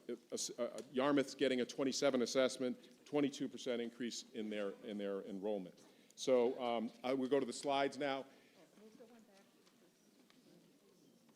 That's the last one. Okay, so there's the enrollment increase from last year. So the operating budget, other than the municipal local contribution, the rest of the budget gets apportioned by enrollment percentage. And that increase is significantly higher this year for Yarmouth. As you see, 31 students. We have, in the case of Harwich, a 10 student decrease. So that shifts. That's one of the contributors to this, what's creating an override in a 4.5% budget increase. So that's slide number one. The next one is we are in a growth phase at Cape Cod Tech. You see, in 2019, We had 570 students. Once again, I want to thank the taxpayers for funding our new school.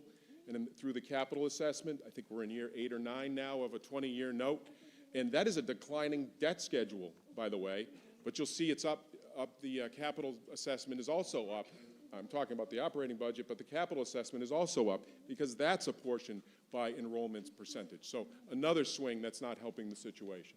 So we are in a growth phase. We have 190 seats. We had 440 applications this year. You've heard that we've gone to a lottery.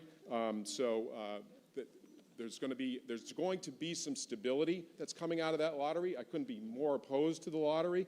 However, we did adopt apportionment for every town, and the apportionment for next year for Yarmouth is 37 students. So that will help to stabilize when you have a 31% increase. The only thing that could make it fluctuate is a huge demand in the town of Yarmouth, because it's going to be based on student applications percentage on every given year. But for next year, we already know it. It's 37 students that we can accept from the town of Yarmouth, which is brand new in our school. So there will be some stability there.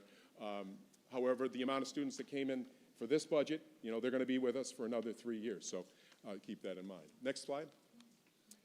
Really, I just wanted to make the point that I think we've been good stewards of the taxpayers' money.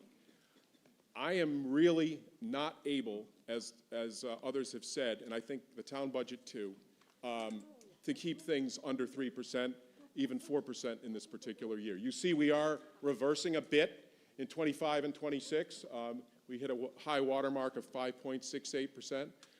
What's driving these things? It's all the things you've heard. Our salaries are up 2.49% overall, but our benefits are up 8%. Materials and services, we've got to buy copper, we've got to buy lumber, we've got to buy boilers that I referenced earlier. That's up 10%.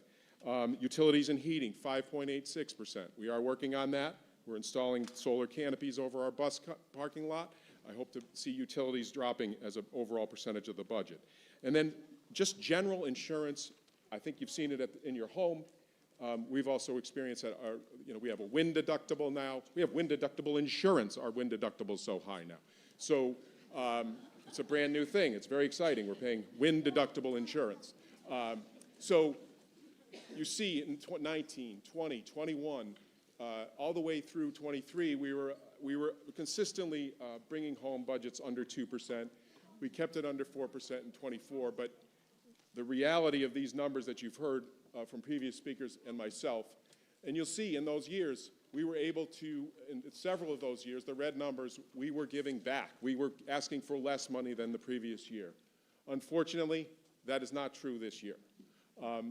Just to explain this slide, if it's not explainable, understandable, the lines, the numbers are in that, you've got the budget increase, you've got what happened to the assessment, you've got the percentage increase or decrease in every given year. The reds are decreases. 23 students for FY19 decrease, and it was based on 114 students. Now we're at 171 in FY27, and we have a 31 student increase. That's the reason I'm here for my first override. And I, first of all, apologize. I know this is not tough. Everything I'm talking about, you're seeing that at your house. I understand that. But I hope you can support us and the workers of Cape Cod Tech. Thank you so much.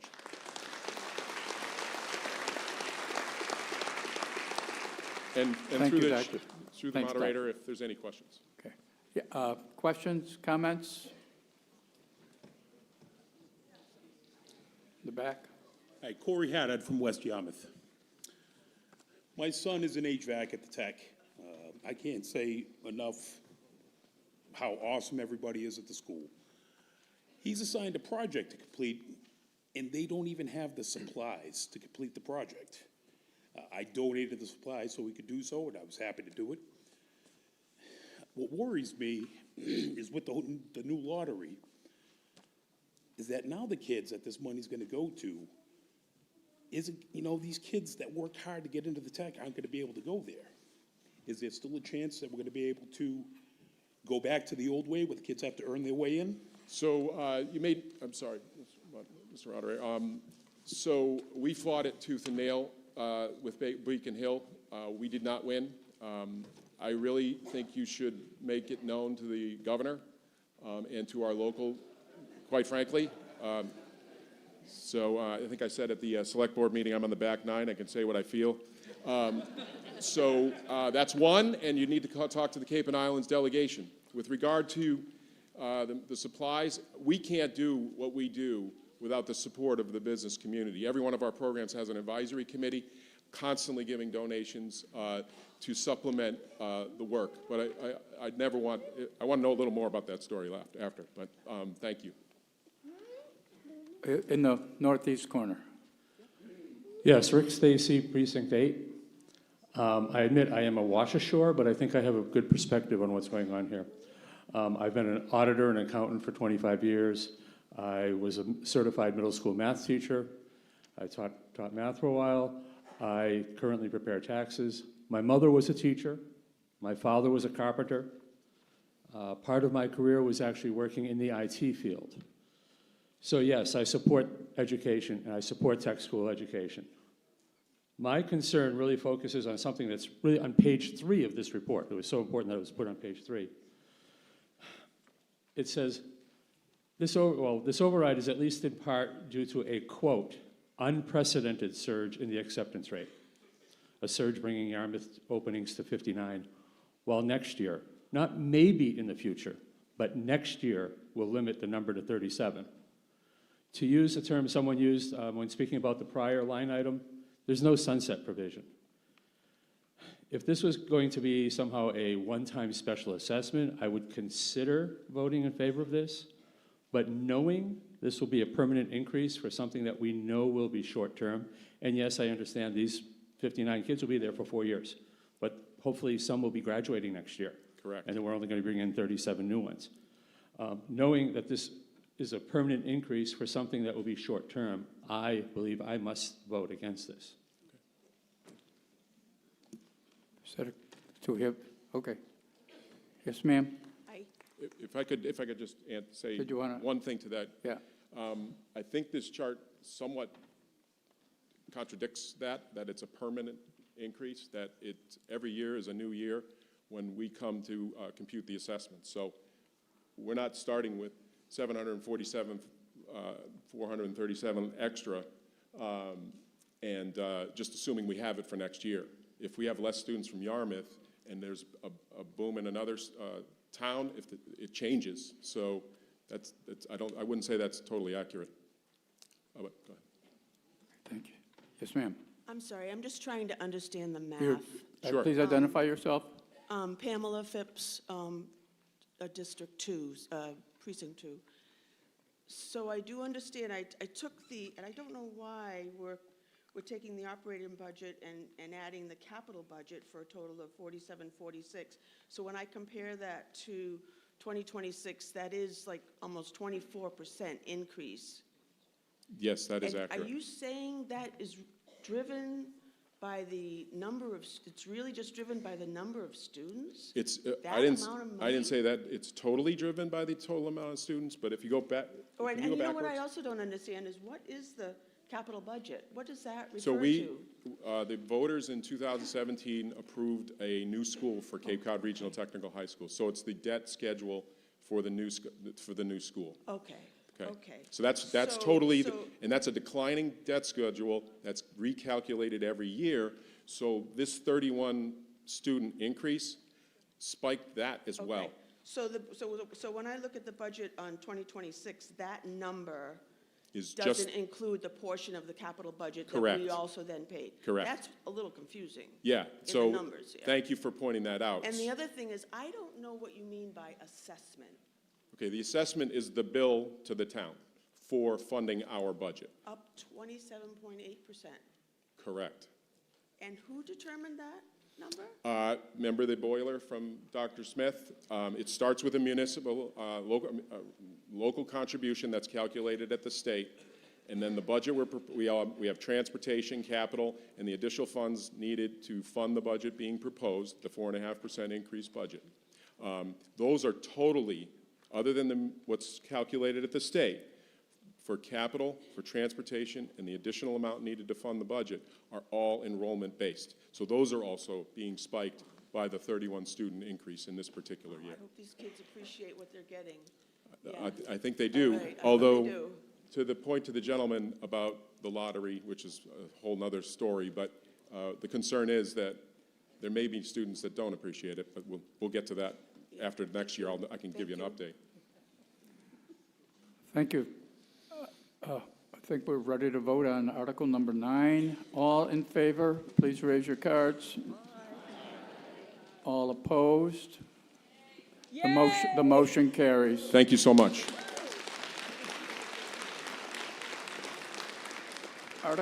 Article 10, Mark Forrest. Mr. Moderator, I move Article 10 as printed in the warrant. Article's been made and seconded. Select Board? Recommends 5-0. Finance Committee? Recommends 5-0. Explanation? Mr. Moderator, the Golf Division capital expenses are related to maintenance obligations which will provide better safety and prevent the need for more costly projects in the future and allow for safer and more effective on-site equipment service. The total for these improvements is $400,000, which will be funded from retained earnings through the Golf Enterprise account. Therefore, property tax dollars are not necessary for these investments. Golf Enterprise Reserve's retained earnings is $2,980,521 as of November 17th, 2025.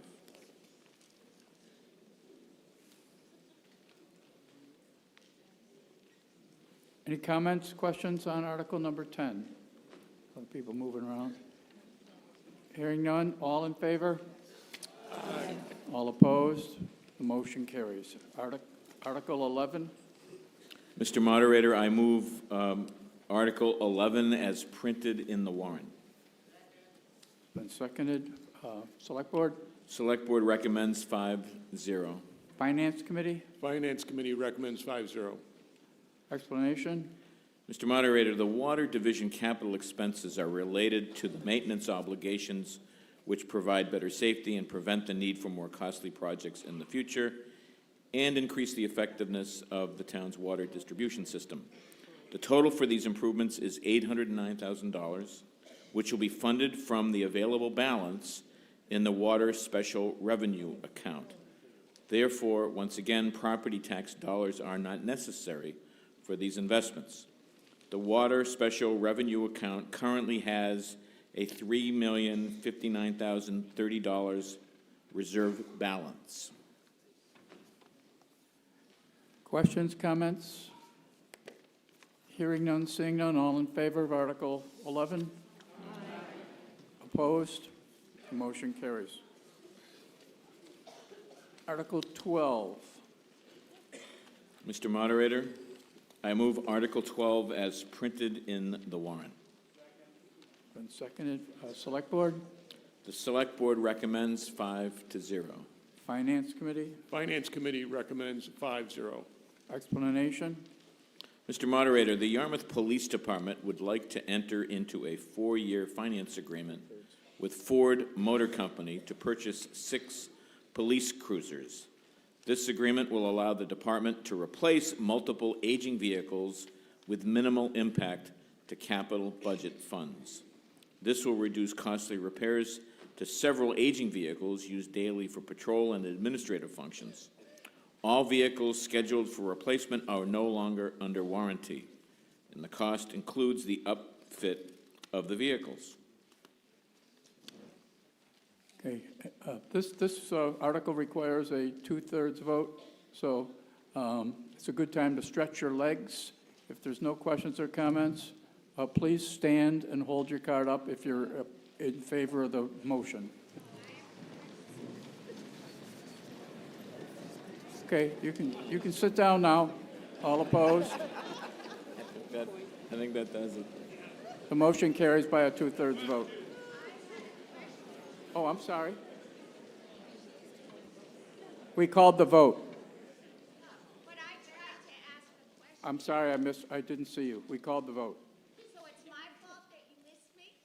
No, it's my fault. It's my fault.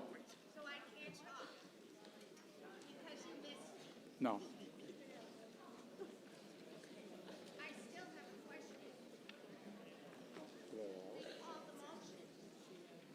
I'll allow your question. It's not going to change the vote. I have a question because on the Please warrant- identify yourself. Oh, Janice Donovan, Precinct 1. I have a question on the article about the cars that they want to buy for the police department. It's about the, you are asking for hybrid vehicles that weren't mentioned in the warrants that you want us to vote on. Is that correct? And how much would we save on the fuel? The chief can probably answer this. I think it comes up every year. Yes, it does. So this warrant does not specify hybrid vehicles. We will buy them if they're available. The issue that we are dealing with hybrid vehicles, the Fords. Who's talking to me? Yep, The I'm chief- behind you, the chief sorry. of I'm poli- back Chief here. I'm sorry, Chief Kevin Lennon. Sorry, Chief Kevin Lennon. I'm vertically challenged, I apologize. So the vehicles that we purchase, if we can get a hybrid vehicle, we will. The issue that we are dealing with right now with some of our hybrid vehicles is that they just die. So we have a 2023 Cruiser with about 60,000 miles on it that is now deadlined until we can get it to the dealership because it just stops starting, and so we're trying to figure it out. The hybrid vehicles with Ford, they're still working out some of the battery issues. So with our administrative cars, we're purchasing cars that exceed the green community standard, which is 22 miles per gallon combined. So we're doing the best we can, but we will buy hybrid vehicles if we can, but it's not guaranteed. Okay, thank you. Thank you, and again, my apologies for missing you. Thank you. Article 13.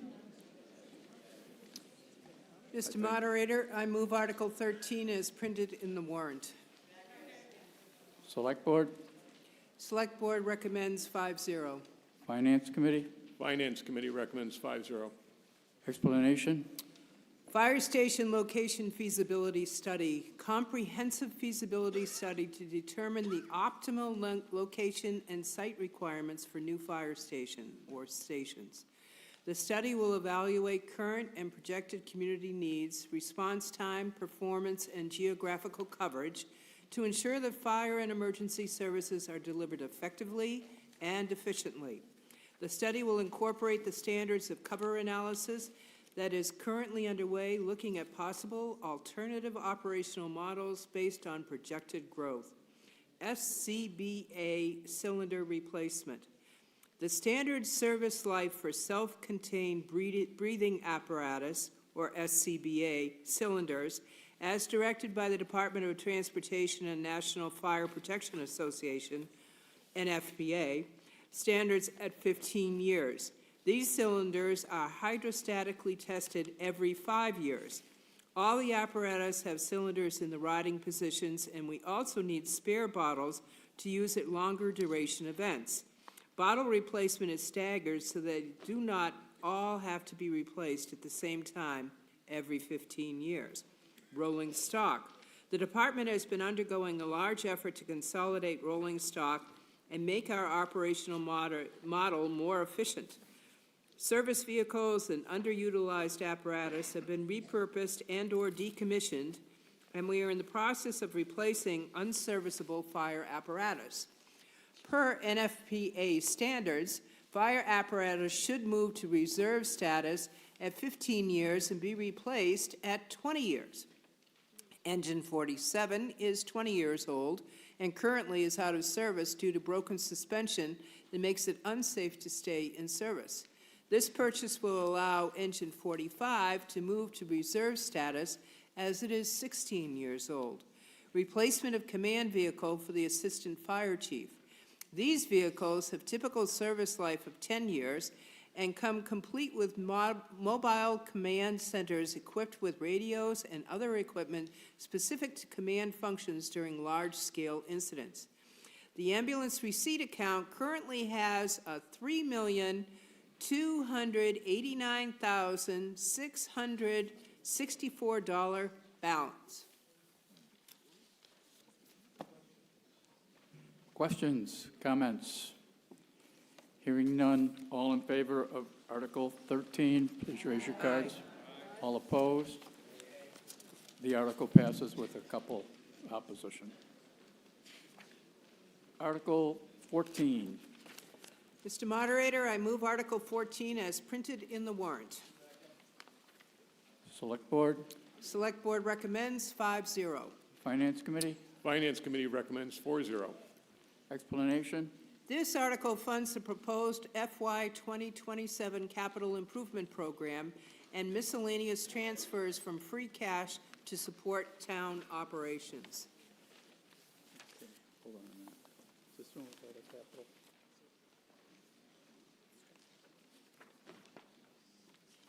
Bear with me for a second. Yeah. This article, we do this when we have this kind of thing. Take a look at the items. If you have a question on any item, feel free to speak to it. If not, we will vote on the entire motion as stated. Is there any, do I hear anything, see anything? Okay. See somebody in the back? We'll get you a microphone. I can get it to you.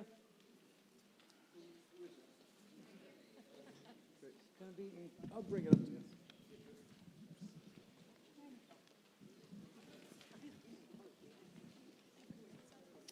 Hello, Kelly Abrecht, Precinct 5, West Yarmouth. I just saw the line of the marked cruisers for the 400, thank you, like $400,000. Didn't we just like 2 articles ago vote for that? This is item 14 in Article 14. I can answer that question. Sure. Hi, Jennifer Mullen, Finance Director. The article that was just passed was for a new lease of unmarked cruisers. This, in the capital plan, is the ongoing leases that we've already voted every year. The first year of lease has to be separate with a 2/3 vote. This capital item is for the cruises that we already have in the yearly payments. Thank you. Thank you. Okay. No further questions on Article 14. All in favor? All opposed? Article 14 passes. Article 15, motion will be made by, who's going to make the motion? Dorcas. Mr. Moderator, I move that the town appropriate $35,706,091 for the design, bidding, and construction of a town library to be used as a free public library under Massachusetts General Law, Chapter 78, and for the payment of all other costs incidental and related thereto, and that to meet this appropriation, the town treasurer, with the approval of the Select Board, is hereby authorized to borrow said amount under and pursuant to Chapter 44, Section 7 of the Massachusetts General Laws, or any other enabling authority, and to issue bonds and notes of the town, therefore, and the Select Board and/or town administrator are authorized to apply for, accept, and expend grant funding from the Massachusetts Public Library Construction Program, as well as any other federal, state, county, or other funds that may be available for this purpose, and to enter into intermunicipal or other agreements for acceptance and expenditure of any such grants or funds, which shall be used to offset the total appropriation authorized herein, provided, however, that any such borrowing shall be contingent upon the voters' passage of a so-called debt exclusion under General Laws, Chapter 59, Section 21C.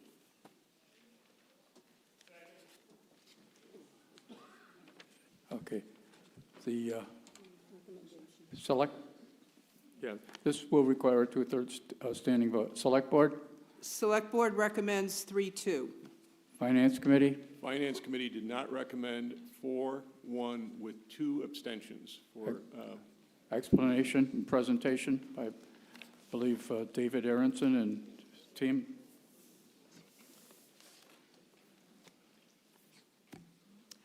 Good evening. I'm Judy Connors-Tarver, and I'm the chair of the Library Building Committee. We've been working for you, and there are our members. I'm not going to read them to you, but we've been working for a year now. Each of us has our own perceptions of the libraries of our past. Some of them might be dusty books and being shushed, but others might be kind of warm and fuzzy. For tonight, I want to begin with some thoughts on what a library of the 21st century provides. Libraries are not just about books. They function as educators, innovators, and connectors that adapt to our community's needs while remaining free and open to all. Thus, a library is a great equalizer. This means that libraries provide equal access to trusted, reliable information, not just information or targeted messages. So consider the difference between information from a source trying to sell you a car and an independent evaluator. Libraries are community hubs providing safe spaces for users of all ages and backgrounds. They are also safe spaces for the preservation of our local history and culture. Our libraries house our community history, and the programming offered reflects the interests of our citizens and is provided right here on a local basis.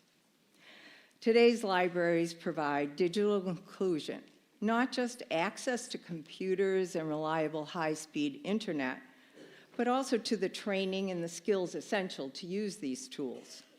These are how our community members learn, search for employment, and stay connected. Yarmouth has already made significant commitments to this project. At our annual town meeting in 2024, we voted to invest $150,000 to the project design for a new library. This was used as matching funds toward a $100,000 grant from the Massachusetts Public Library Construction Program. Your current library building committee was appointed and began meeting May 1st.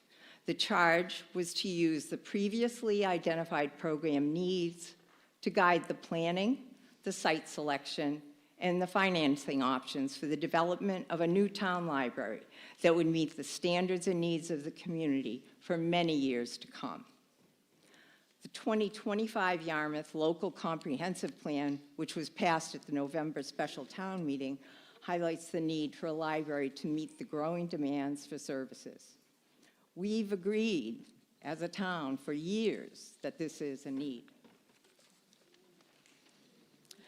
The first task for the LBC, the Library Building Committee, was to interview and then propose an architect to the Select Board. Odenzello was confirmed, and then the selection process began. This included community input, and the Select Board approved 1175 Route 28 as a site. That's across the street from the State Police Barracks. This was submitted to the Massachusetts Board of Library Commissioners, or the MBLC, along with conceptual designs and preliminary cost estimates in December 2025. In January, we received approval to submit for the next phase. That will be planning and design. To prepare for tonight, the town additionally authorized 2 independent third-party cost estimates to be conducted. These were then reconciled to produce the budget for tonight, which because of that, we think is very solid. On April 2nd, the MBLC voted to approve our grant funding in the amount of $13,438,000, with an additional $403,000 to be received after the project completion, because we will be meeting green energy incentives. So why now? The MBLC approval of the schematic designs and the funding means that your vote for the future of this project tonight, and again at town election on May 19, With that, the town will be able to access this money. It's ours, it's waiting for us to take it. However, there is a statewide waiting list, and those expansion and building projects are also ready to go. We're very lucky to have received over $13 million in this very competitive process. These are our Massachusetts state tax dollars, so we paid into this. Without your approval to move forward tonight, this money is going to go to another community on the wait list. One of them is Falmouth. So they could be getting a new library. Further, there is no guarantee that another round of this library construction program will ever occur. And should it, the earliest that Yarmouth could participate again would be 2031-32. That timeline would mean a 6% cost escalation per year and a pretty low likelihood of receiving the grant after having voted it down twice. There is also an indirect impact from reductions of federal aid to other state projects. So while no federal money is part of this grant, we know that when less federal money comes into the state has to tighten up wherever they can, and this may well be one of those places that is reduced. Meanwhile, we will be left with buildings that are not fully accessible, that require significant repairs, and that do not meet the space needs for the staff or the program consistent with a functioning library for a community of our size. This is the time to move forward to become the community we want to be by providing our residents with a significant municipal building that has been well-designed and planned. The best time to build such a building is when we can use outside money, and it's sitting there for us. I'd like you to meet David Aronson, who is our new library director.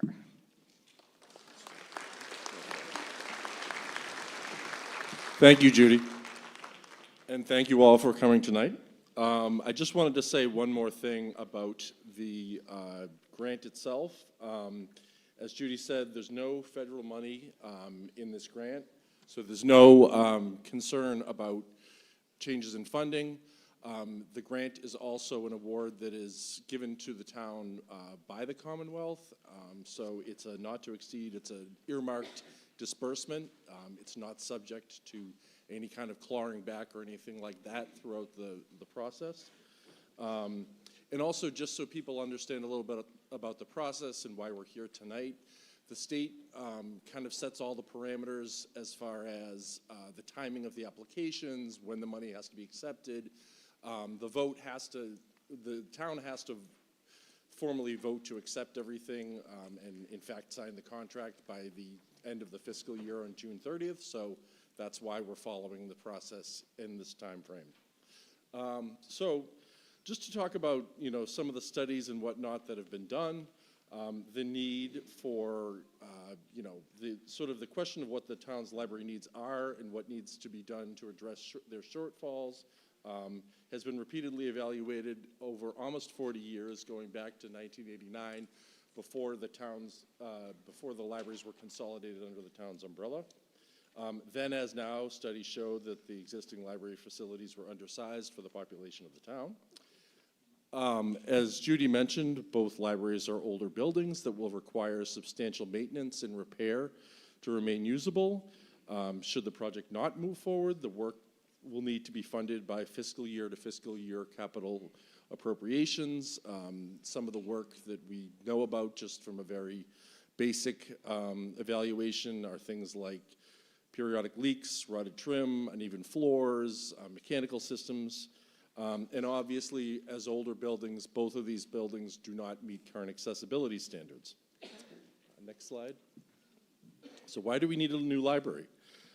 Increased demand. Our program numbers are up significantly.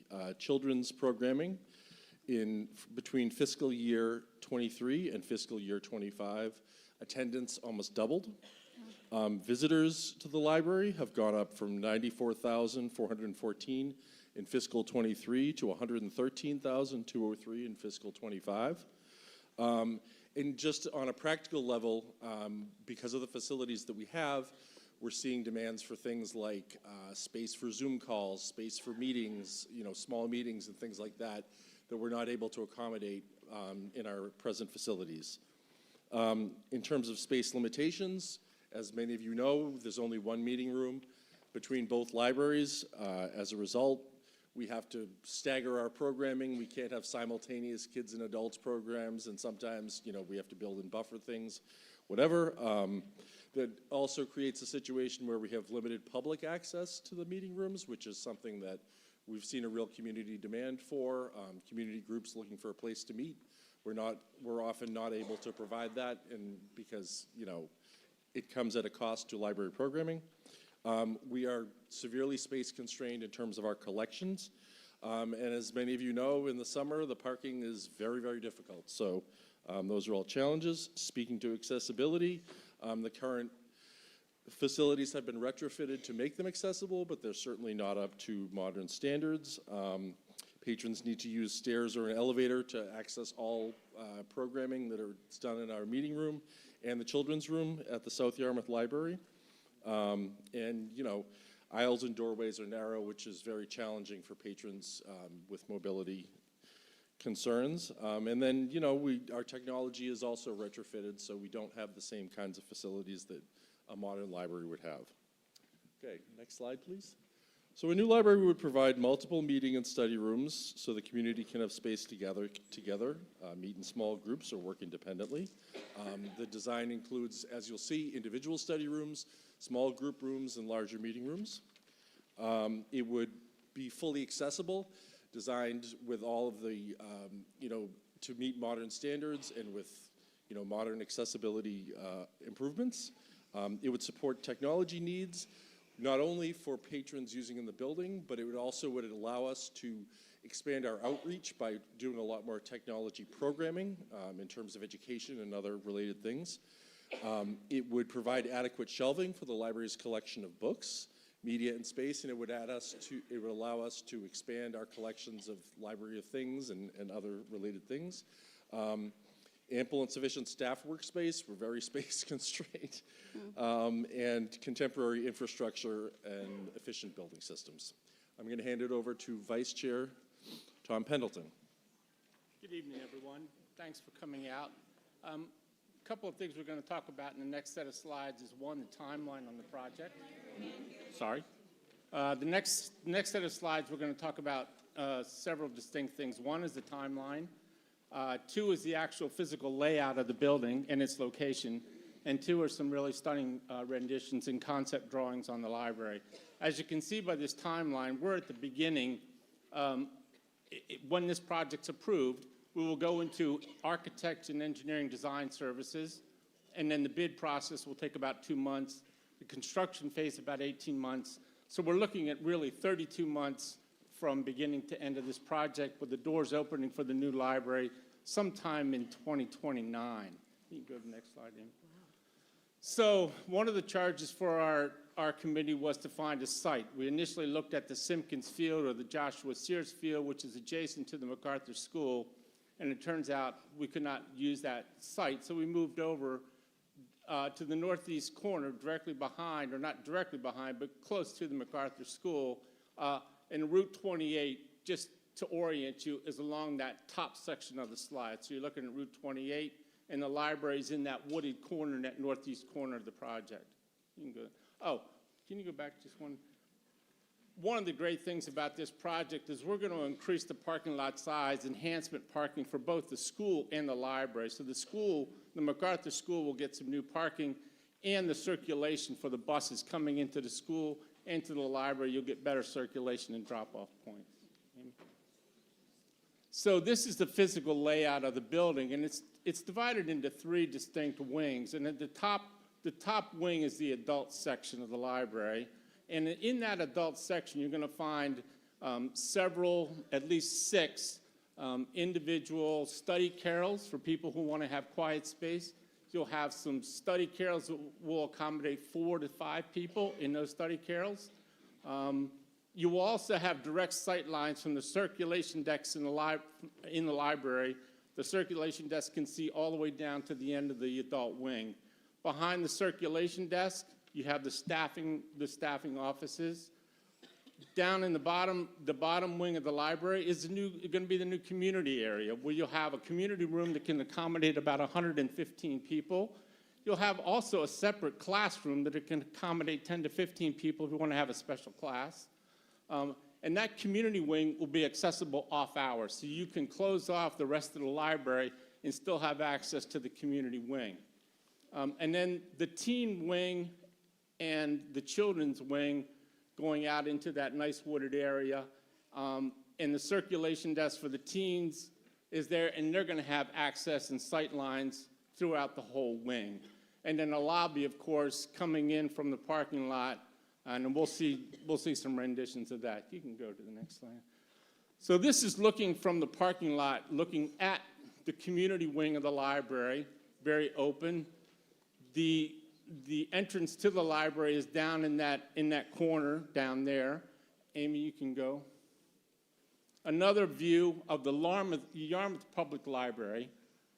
The access to the entrance down there, under a covered portico. You can go, Amy, that's fine.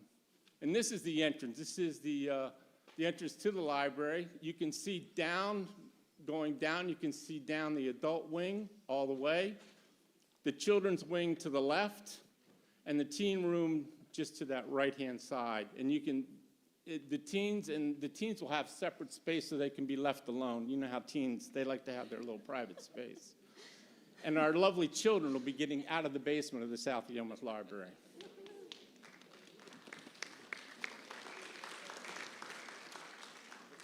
This is the children's circulation desk with our lovely children's librarian.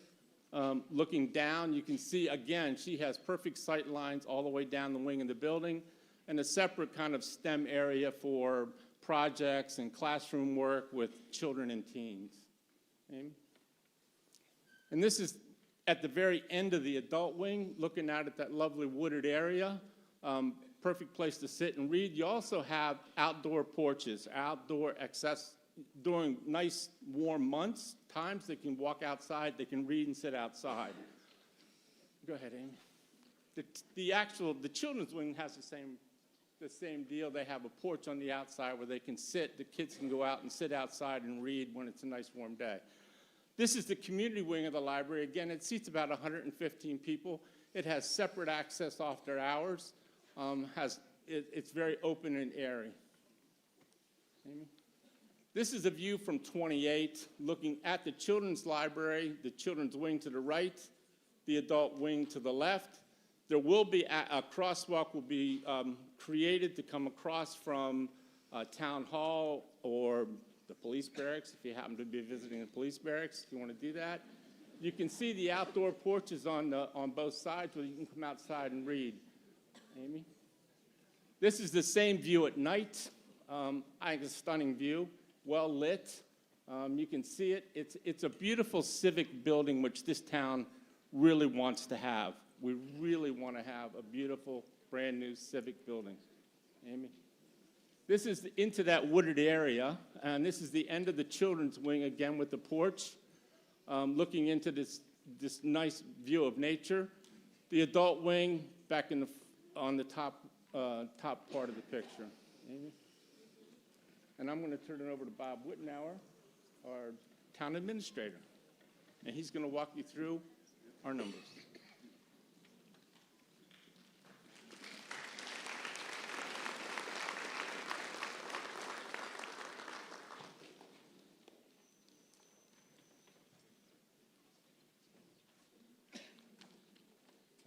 Come down here, be a little more comfortable. Good evening, Robert Rittenauer, your town administrator.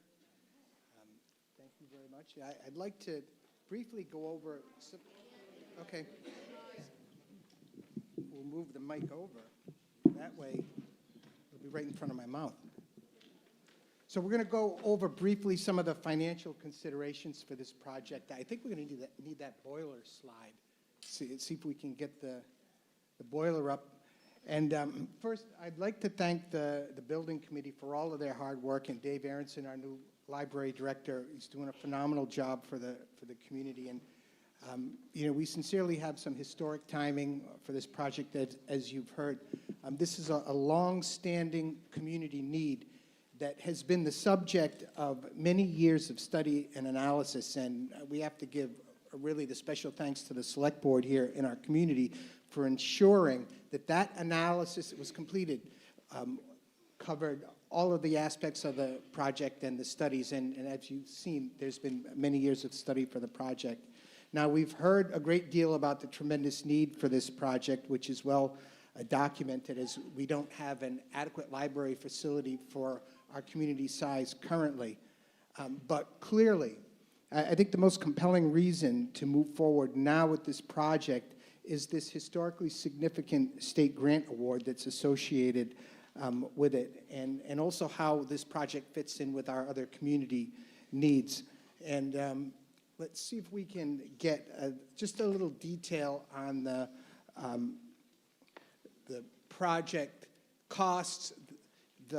As you can see, we have the total eligible costs of $32 million and change, and we have been awarded a $13,438,478 state grant for this project, which also carries an additional $403,154 available if we meet the energy conservation goals, which have been designed into the project. So we know we've met those goals. This makes this one of the largest grants ever received by the town and covers nearly 40% of the total project cost. And if we can move to the next slide, it gives you a little bit of detail on what some of your tax rate impact is for the project, and I'd like to get right into that. With just the grant alone, the cost of the project is approximately $10 per month for the average taxpayer at its highest, and it's a declining payment schedule down to about $580 a month by the end of the 20-year payback period. As you can see, let's go to the next slide. We have a chart. It's a little hard to read, but you know what it shows, that a project like this has a 20-year payback period, and it starts off high and it's a declining debt. So where you get the 119 annual fee for an average taxpayer in year one, that declines to 70. And also on this project, there is a $2.5 million private fundraising goal. If met by the town, could reduce the project to as low as $8.62 a month to start, declining down to $5.11 over the term, which for a building of this size is a very good value for our taxpayers. Now, additionally, in planning a project of this nature, the town takes advantage of our well-developed capital planning process to plan this project in conjunction with all of our other community needs. Now, we've never had such a comprehensive analysis of all of the building and infrastructure projects over the next 10-year period, and this information is incredibly helpful because it enables us to move forward and develop the strategies and plannings to accomplish these priority projects that we've identified in the plan. And I'd like to go to the next slide and call your attention that, you know, we talked into, you know, the concern about other priority projects and how this project fits in. And this is a snapshot of the 10-year capital improvement program for the town. And in voting this project, I want to make sure everyone is fully aware of all of the priorities that this community has lined up for these major infrastructure projects over the next 10 years. And we've put the 10-year period down there, and also I'll get into a little bit what those numbers represent. And there is essentially 5 major projects that we've got lined up for the next 10 years that are community needs that we've identified and laid out in your capital improvement program. They include this library project, the Bayberry Hills project, and that refers to the use of the Bayberry Hills Golf Course for additional groundwater discharge to serve the wastewater system that we're building. So there is an additional $35 million in construction costs that we're going to be seeing in order to provide that additional discharge site for the wastewater. We also need, we know, a new elementary school to replace the M.E. Small School. We're in the midst of a financial feasibility on that project, and that's going on now. There was a feasibility study that is moving forward for our fire station. We're planning on, within the next 10 years, potentially requiring a new fire station, which we're financially planning for. And then on top of that, we have wastewater phase 2 at $60 million that's coming in at the tail end. And it's a lot of projects, and having this information all together at once enables us to put together a strategy for how these projects are going to be completed. And it starts with the cash flow needs for these projects. We have the total amounts up at the top. And the first thing I want to point out, it was mentioned, of leveraging outside funding to meet these major community needs. These projects aren't up here because of the outside funding. These projects are the priorities of the community. However, each one of these major projects, we haven't got a grant lined up yet for the fire station, but there's massive grants associated with these, 0% financing in some aspects, but you see, the first thing that we try to do in the capital planning is to leverage as much as we can in terms of the state grants, federal grants, bring the partners in, and that lowers the cost to local taxpayers. Secondly, we benefit on a cash flow basis that over the 10 years, all of these projects don't come due at once. So it's not like we're running out and doing 5 projects at the same time and we have the cumulative impact of those all at once. You can see what these numbers are that starts in the 2028. Those are the debt service requirements, the amount that the town is going to pay off the bonds to do each of these projects. And as you can see, the first one that starts would be the short-term notes for the library in 28 and 29, and we don't really start paying on the principal, and we went over those amounts, how much they'll be, until we get into 2030, and then it gears up 2031 through 2036, and those are the bond payments that have the tax impact that we outlined on the previous slide. Similarly, Bayberry Hills really doesn't kick in till you get into the 2031 time frame. The elementary school, even on a fast track, is more, the debt will hit in that 2033 time frame.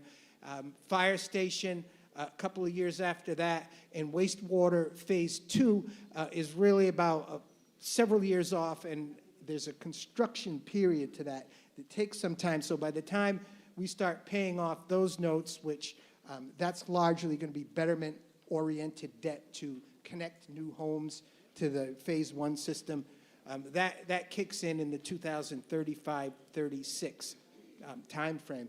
And I want to give you a little sense of how this comes together in terms of all of our debt needs. In the next chart, let's show that. This is also from our capital improvement program. And what this lays out is all of the projected debt service, not just the next 10 years, but out through 2064. And as you can see, the current years, we really haven't done a lot of tremendous investment in the various infrastructure items. We have the existing debt in the blue leading up, and it starts in 26, 27. And those 5 projects that I've outlined, this graph shows how we ramp into those and then how we ramp down. And obviously, there's a need over the next several years to ramp into some pretty significant projects. And I know, it takes a strategy to determine, and you really need to look at it through this comprehensive framework that takes you out for the life of these loans to come up with the strategy for doing that. So if you can follow this chart, what you see happening is as we ramp into these projects, you hit that high note that's in about 10 years or so. It's actually the year 2037 is the first year, so it's roughly 10, 11 years from now that we see the cumulative impact hit on this number of projects. And I think everyone agrees that all of the projects that we've outlined here, these aren't every project that you can conceive of. These are the projects that made the highest ranking of priority projects that we need for the town over the next 10 years. Projects that were not as important, not ruled a priority, don't show up on this list. So by looking at the planning, what debt is required, we're able to develop a strategy for how we're going to meet these. And maybe we can go to the next slide. And I'd like to lay out that the town's strategy through the capital improvement program currently is to combine these several projects together with a residential exemption for year-round taxpayers that would enable the average year-round taxpayer to save a significant portion of the cost of the project debt. It is the laws of the Commonwealth allow communities to adopt these strategies, which are particularly helpful when if you're an area that has a large seasonal population, you have a tremendous need for additional infrastructure resources. They shouldn't all just be paid for by the residential taxpayers. And as we've discussed this evening, with overrides and new projects coming up, what we need to work on is a system of property tax relief for the residential year-round property taxpayer that is in that average range, that it's not adequate to simply have the same tax structure that we have. Let's talk about the library. Now, what we're talking about is how we're going to pay for the library, right? So, Order, please. what the residential, bear with me, this is probably the most important information that we've discussed this evening.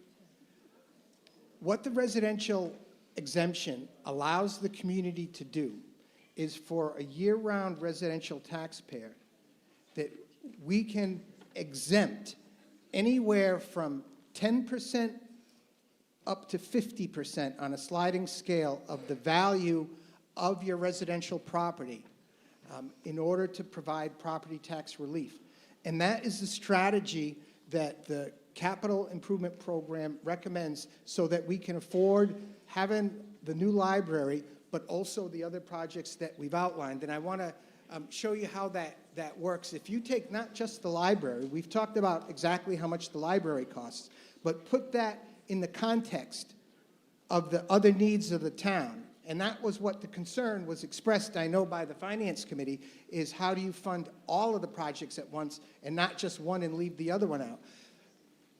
That high level, fiscal year 2037, when all of the projects are, the debt level is at its highest level, the combined impact of all of the projects together on the property tax is 0.572 per thousand. So it's about 50 cents on the tax rate, 57.2 cents on the tax rate. And the cost to an average taxpayer in 2025 dollars for all of those projects taken together, stacked up, would be an annual cost on an average tax bill of $389.22. Now, if you adopt the residential exemption at just the lower level, it can slide, if you're a seasonal community, anywhere up to 50%. And what we're saying is to just, in our community, for these numbers to work, you adopt it at the lower level in conjunction with that increase in the debt service in 2037, the average taxpayer savings is a little over $300, which means that the net impact of all 5 of these projects for the average residential taxpayer is $83.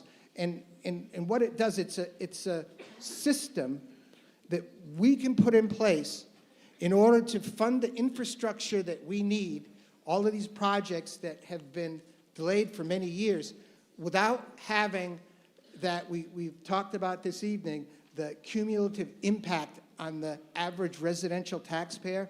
And we've identified in our community that one of the most striking components of our tax system is the value of the properties that we have in our community. It's been pointed out earlier, they're lower than we have in some of the other more affluent Down Cape communities. And this strategy is geared specifically towards Yarmouth to help provide property tax relief and be able to achieve these projects. That's how it works. That's basically our system. And let's maybe see our next slide here.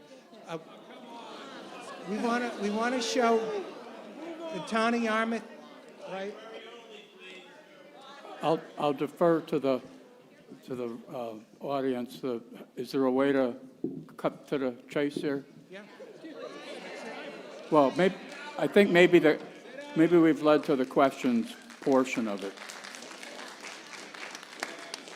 I think people in the back, somebody in the northeast corner. Hi, Melanie McKenzie, Franklin Street, Precinct 6. I don't have too much to add.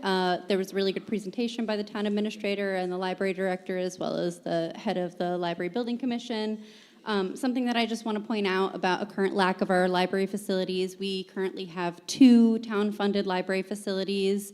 As of 2025, those 2 library facilities together were reported to have just under 54,000 print items in the collections amongst both those libraries, compared to towns about a quarter of our size, like Eastham and Orleans. Those towns have 57,000 print items in their collection, so they have facilities that are equipped to have 9 books per person versus our 2 books per person in Yarmouth. So as just a statistic about what we need for our facilities in order to accommodate the size of our 25,000 people population, that's just kind of a taste of what we need in order to have adequate library facilities for our community. Thank you so much. Okay, thank you.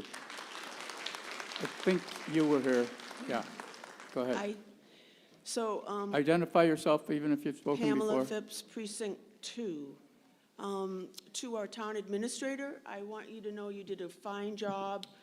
Not just now, but I listened to your video today, which gave me a broad sense of how all of this works. It probably was clarified for me, but I didn't see it. That's a lot of beautiful landscaping there. Is that in that price? Yes. The construction cost you're seeing is for the whole project. Okay. So my understanding is we're trying to take advantage of the 13 million grant from the state, and that's pushing us really today to wrap this up. I think it's a beautiful project. But I'd like to know, because I've appreciated all the votes from the boards, and this is the first time I've seen so many negatives about this, and I'd like to know why that is. The question is posed to who? The Finance Committee. Finance Committee? There are 2 committees. Richard Simon will answer that question. Okay, thank you. The Finance Committee specifically had a concern about what Mr. Rittenauer was addressing, which was, what is the strategy if you didn't have the residential tax exemption in place? So we had a collective concern that the debt service combined with the operating cost would add too much to our project total town budget. Two of the members who didn't vote on this had to recuse themselves because while they were supportive of the library, they were not allowed to vote on it. Because? Because they have potential appearance of a conflict of interest. So my question is, now that you have seen how he's laid out the costs to the taxpayer in the future, how would your vote change? The vote would be we would have to reflect that when we stand up. We're not changing our vote from the information that we got. we would have to reflect that when we vote. Oh, with us, with all of us, us yep. tonight. And what about the other committee? Thank you. I can only Board. speak for myself and Mark were the two from our board that voted not to support the article. It's unfortunate, as you said, the library is beautiful, but from my perspective, it came about the total cost and the priorities for debt for our town. So while I think it's a beautiful project, and there's no doubt that I think people need to know that no matter what happens, we're going to have to invest money in our libraries. But I just felt that $22 million right now is just too much debt for the taxpayers. When we have a priority, we really have an issue with Emmy Small. We all know that we need to do something that's going to be coming before the taxpayers soon, and if I had to prioritize, that would be a project I would put first. I do want you to know I asked that question because I very much respect and I honor all the work you do to give us your opinion on these things. So it wasn't meant to challenge you. Thank you. Okay, thank you. Back there in the northeast corner. Harris Contos, Precinct 3. I'm obligated to be brief. I will summarize David Aronson's presentation with these words. I think they are these.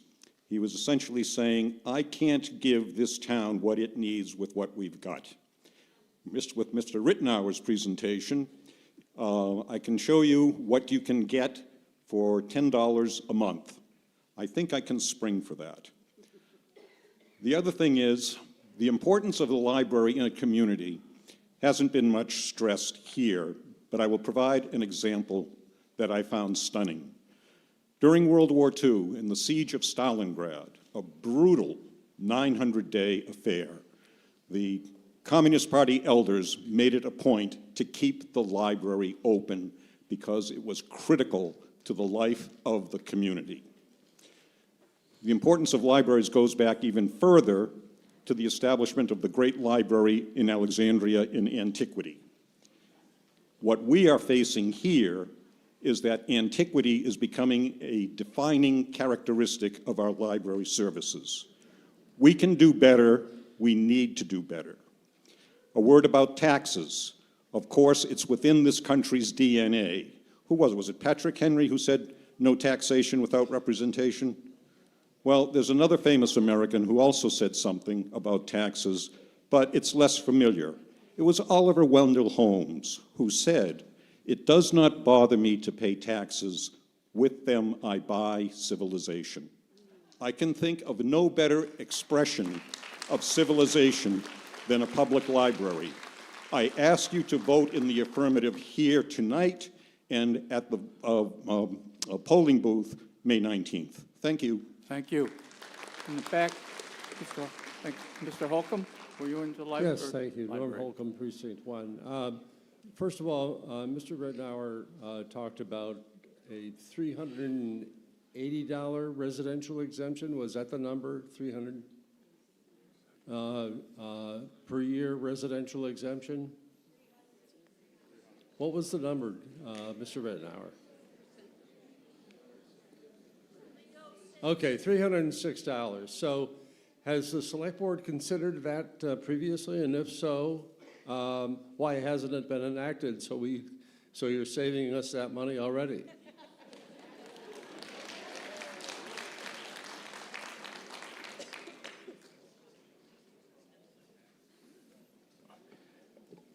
This is a tool that is employed in order to facilitate meeting our infrastructure needs. If you could do a tax exemption right now, but how do you use that statute in order to enable the community to move forward? I think that's the question.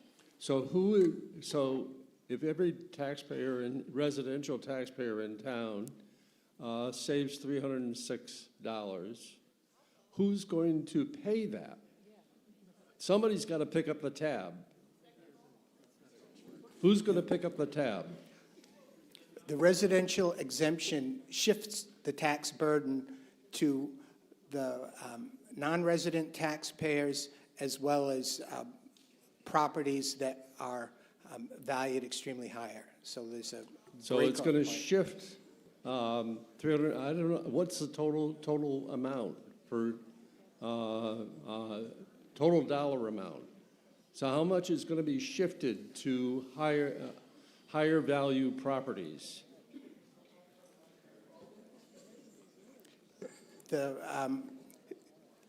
It can go, it's a flexible range that communities select, and you can research this. It's in many communities in Massachusetts, many communities in your area, and it has a range from 10%, you can elect up to 50%.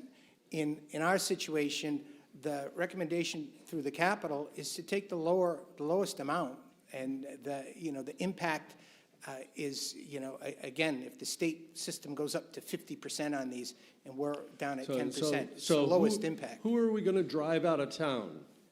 Everybody. Who are we going to drive out of town? We're getting a And little not the esoteric here. not the residential taxpayer, not the average taxpayer. That's who this is geared towards. We'll drive all the property people that tax have relief. expensive homes out of the town. That's who. Do you think that's going to happen? Ma'am, you, right here. Go ahead. Yes, Sally Johnson, Precinct 3. Mr. Whitnauer and the board, appreciate all the work you've done doing this study.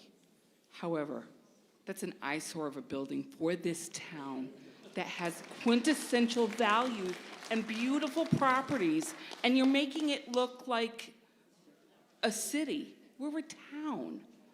You're spending so much money, not to mention, in the future, you say 20 years or whatever down the road, 10 years, everybody has a smartphone. It has the internet. Nobody's going to need the paper book because nobody buys books. They use Audible. They use the internet. They don't buy magazines. They don't look at magazines. There's no encyclopedias. Hey, I got the mic now. Not to mention with your project being put into motion, with the project that you have currently for this new water waste treatment system, here's another question. You have the impact of traffic that is already impacted and businesses that are already impacted. It is not the right time to do this. It is not. People need places to commute or to convene. We have buildings on the Cape and in Yarmouth to use. It's cheaper to build up to code Mattakees Middle School, which I thought was supposed to be used for a community place, for our children and our future, or for whatever. But you're going way off the beaten path here by spending all of this money. And $306 or whatever dollars, I'm on a fixed income. I live on $16,000 a year. Let me tell you, that's jack squat, and it doesn't cover anything. That I can't afford. We don't need this. Thank you. Back in the back there. Mark Fallon, Precinct 3. First, I want to thank the building committee. I think you went into this knowing tonight you were going to have your decisions questioned, to put it lightly. I think it's a perfectly beautiful building because it fits in a wooded environment, which is where you put it. The moderator started this meeting talking about community. The library is the one community source that we can all choose to use. And apparently, 113,000 people did this last year. So people do read paper books. People do know all of the answers are not on your smartphone. When we talk about affordability, we can talk about families and seniors that can't afford computers and high-speed internet access. The library provides that. We can talk about businesses that need to do research. I started my company, did the research on the internet, then I went to the library, found additional help. I believe the term was reliable sources of information, found that information. 25 years later, I'm still in business and I'm still going to the library. And lastly, the library can be a source of income. You saw the auditorium with 115 people. I speak for businesses around the country. More and more businesses are choosing venues like that to hold events, and we can charge money for that. Support the library, support this motion. Thank you. Thank you. In the back. Back in the northeast corner. Christine Marzigliano, I'm Precinct 7. You know, as a resident, I like to support our schools, the police department, the fire department, the sewers. We're 50 years behind in the sewers, and we're going to have an elementary school coming up in the future. You know, as a senior, I'm not rich, and I'm sure that a lot of our seniors aren't rich either. My income over 20 years is flat. It's the same. The cost of my house has doubled in price. All my expenses have doubled, which means my purchase power is in half. So I have to be very frugal. Just as one example, my Social Security went up $50. My home insurance went up $150. So I'm already $100 a month in the red.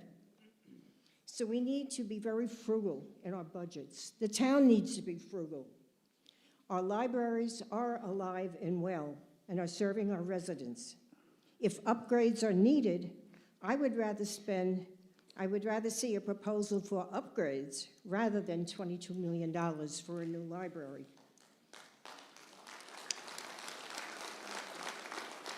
I have a big problem with the town neglecting maintenance on buildings and parks, and then they come to us and they want something new for millions and millions of dollars.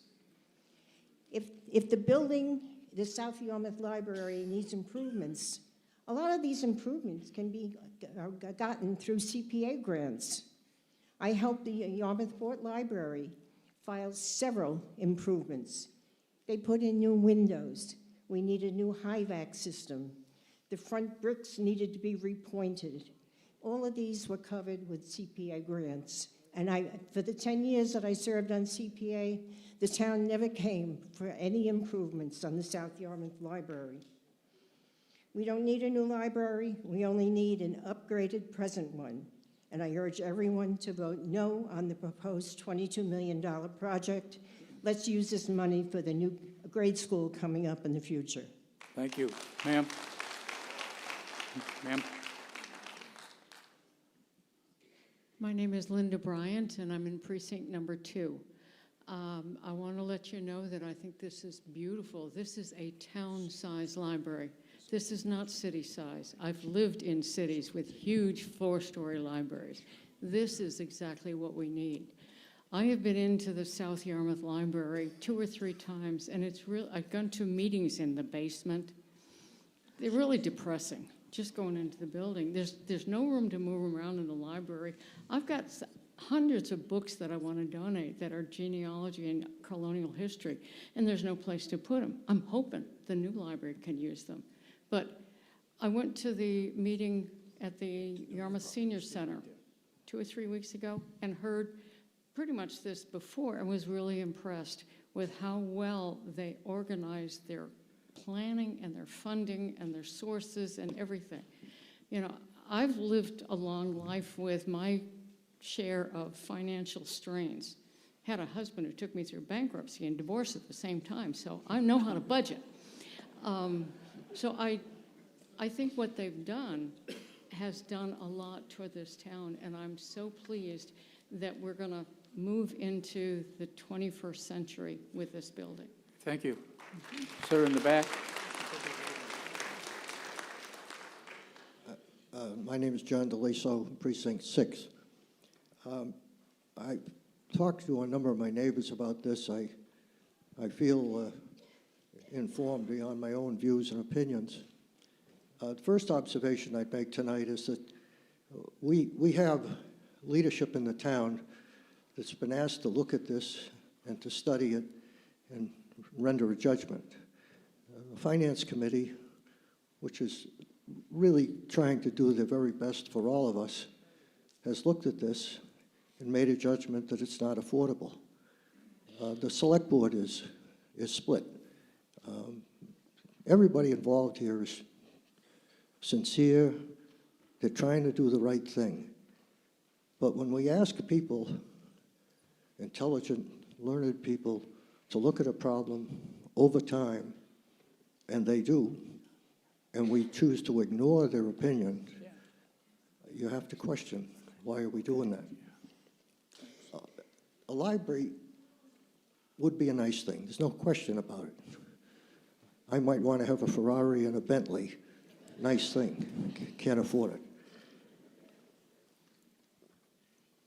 There's been no talk about the survival of the West Yarmouth Library, something that's near and dear to me, as it is to almost all the people who live in the West Yarmouth community. And I would add, there's a silent group of people not in the room. That's about 30% of the property owners in the town who are seasonal residents. They get to pay and have no say on anything. Most of them would be very in favor of the current library arrangement.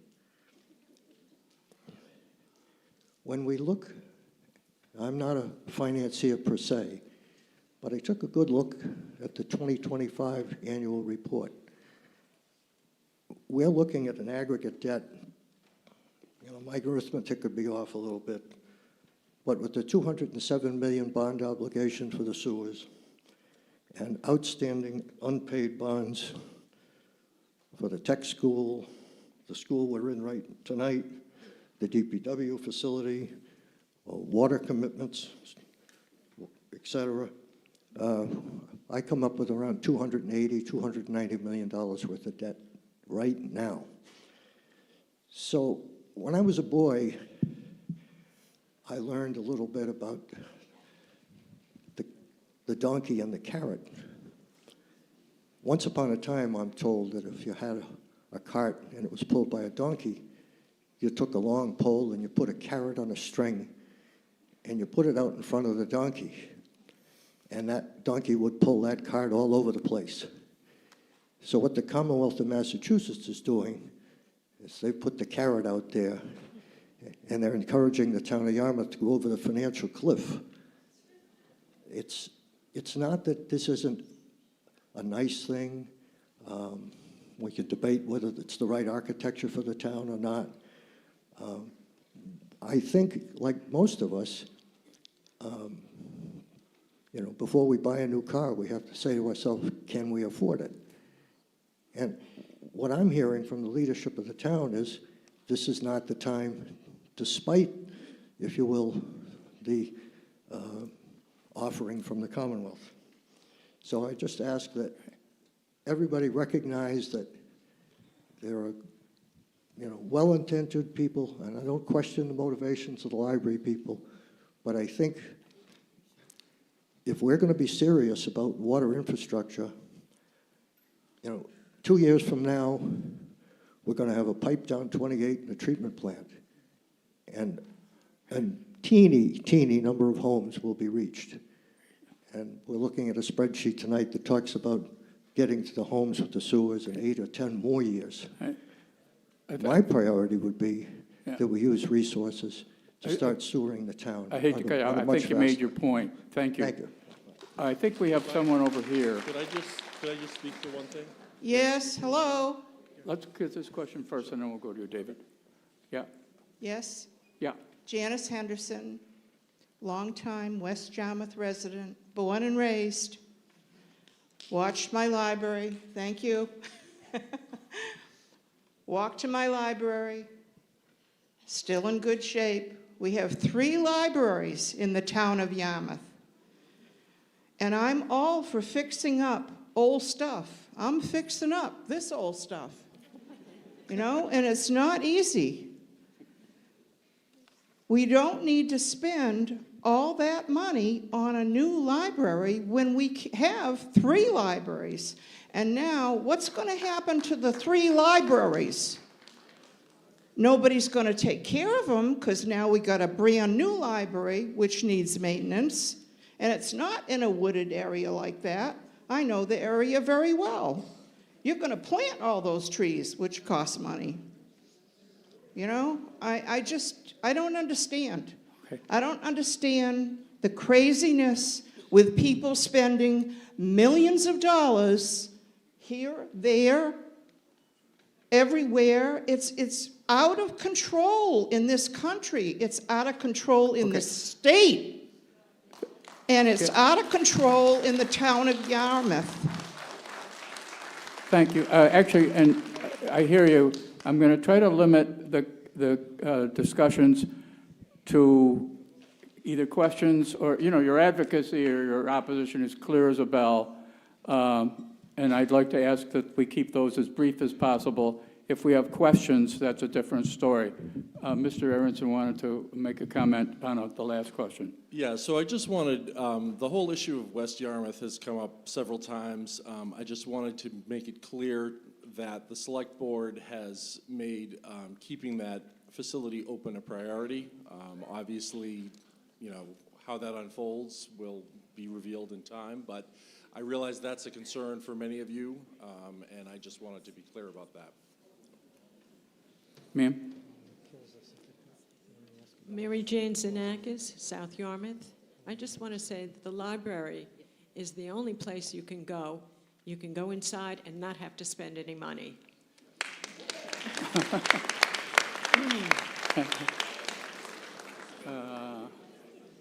That way. Are you at the microphone? Yeah, I am. Go ahead. Yes, sir.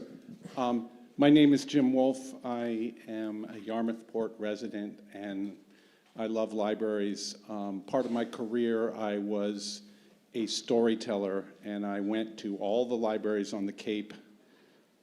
This is a few years back, and I got to see what they were like, but I also got to see people bringing their children there for stories. Let's put it this way, they're free, and us investing in this library says to me, we are not a town that's going to drown in our own ignorance. So we need to do things like this. And I've got to say to the committee, great work. I've got to say to the town administrator, great work. I'm sorry, Finance Committee, you couldn't see a little bit further into the future, but I appreciate your work too. All I'm going to ask is, where's the ballroom?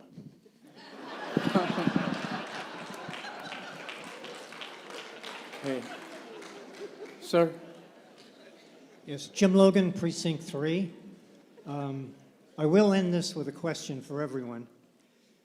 I've been down here about 10 years now, and I moved from Walpole, Mass. And that town had almost an identical problem that we have right now. They desperately needed a new library. To update the existing one, would have to go fully to code, and they couldn't do it. So and they also had 4 main projects they had to address at the same time. So finally, they came to a vote, and it passed by 7 votes. And it opened in February of 2012. And the 32,000 square foot facility offers modern amenities, including study rooms, a dedicated children's program room, improved accessibility and outdoor green spaces. And it became a thriving community space used by many, many residents as a place for socializing, as a study space, a formal meeting center, and for sharing experiences and ideas. Visits went up 100 and 200%. I thought libraries today serve as valuable community assets to a far greater extent than in the past, and I believe this shift will significantly contribute to establishing a central hub for community development that Yarmouth presently needs. And so my question is, if you had 4 or 5 main projects that you had to address in the next 10 years, and someone offered to pay you 41% of the cost, wouldn't you accept it? Thank you. Thank you. I'll consider that, Victoria. I think you're next, sir. I just have a few things to say. Benjamin McKenzie, 5 Franklin, West Yarmouth, I believe, Precinct 6. One is there are not 3 libraries in Yarmouth. I think anyone who's been to our libraries knows that there are two, South Yarmouth and West Yarmouth. I personally grew up, is it a public library or a private? Yarmouth Port is a private library. Yes, it is. We have two public libraries please. within our town, within our purview as voters to oversee. The library is more than books. This is not about what a collection of books means to this community. This is a space for individuals to gather, for people to access information, to find jobs, to have community spaces where they can have community events without being expected to pay exorbitant fees. This is not something that is available within our community right now. We do not have large gathering spaces. We do not have small free gathering spaces. As a 31-year-old member of this community, I do not have a third location to go and not spend money. If I want to talk to another adult, I can go to the bar. That's about it, which feels a little sad. Secondly, I've heard from our select board and our two dissenting members that this is necessary for our community. We heard it out of their own mouth, that this is necessary. So my question to them is, you have a 38% down payment from the state for construction. What do you think will be cheaper in the future? Do you think that, I think everyone here knows the cost of construction is not going down. What? I think we all know that. Nextly, I just think that to say that our current library facilities are in good shape and they need some fixing up it tells me that you're not a patron of our libraries, okay? If you've been to the bathrooms in the West Yarmouth Library, you would not tell me that that library is modern and affixed with the appropriate amenities to serve our community. You would not. I grew up 500 yards from the West Yarmouth Library. I love that building. But it is not the replacement. It is not satisfactory as a community space for a town the size of Yarmouth. There are over 25,000 people here. We need more amenities. Time out, pretend you're in the library. Anyway, my question to the select board would be, do you really think that it will be cheaper to build modern amenities in the future? Do you really think you are going to have a second bite at a 40% payment for construction? Okay. If you really do, Thank you very much. I haven't seen it. Thank you. We'll go with you. Anybody that's in line right now, no more, we're going to have to limit this. I promise to say what I have to say in one sentence. It may have a semicolon. Did you identify yourself? I'm Leslie Altman from Yarmouth Port. Okay. And my one sentence is that the Yarmouth Port Library is a public library. It is not a private library. It is open to everybody. It's a member of CLAMS. It doesn't cost you anything more than it does to walk into West Yarmouth. And that's all I have to say. Okay. Thanks. I think back there. There's nobody else behind. Are you in line? Right here. There's a line here. Pardon? Could I just respond to that? David, yeah. I just want to clarify what I'm saying.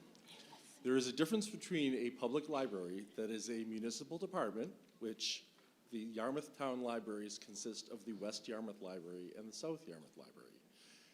They are public libraries that are funded through municipal appropriations paid for by your taxes.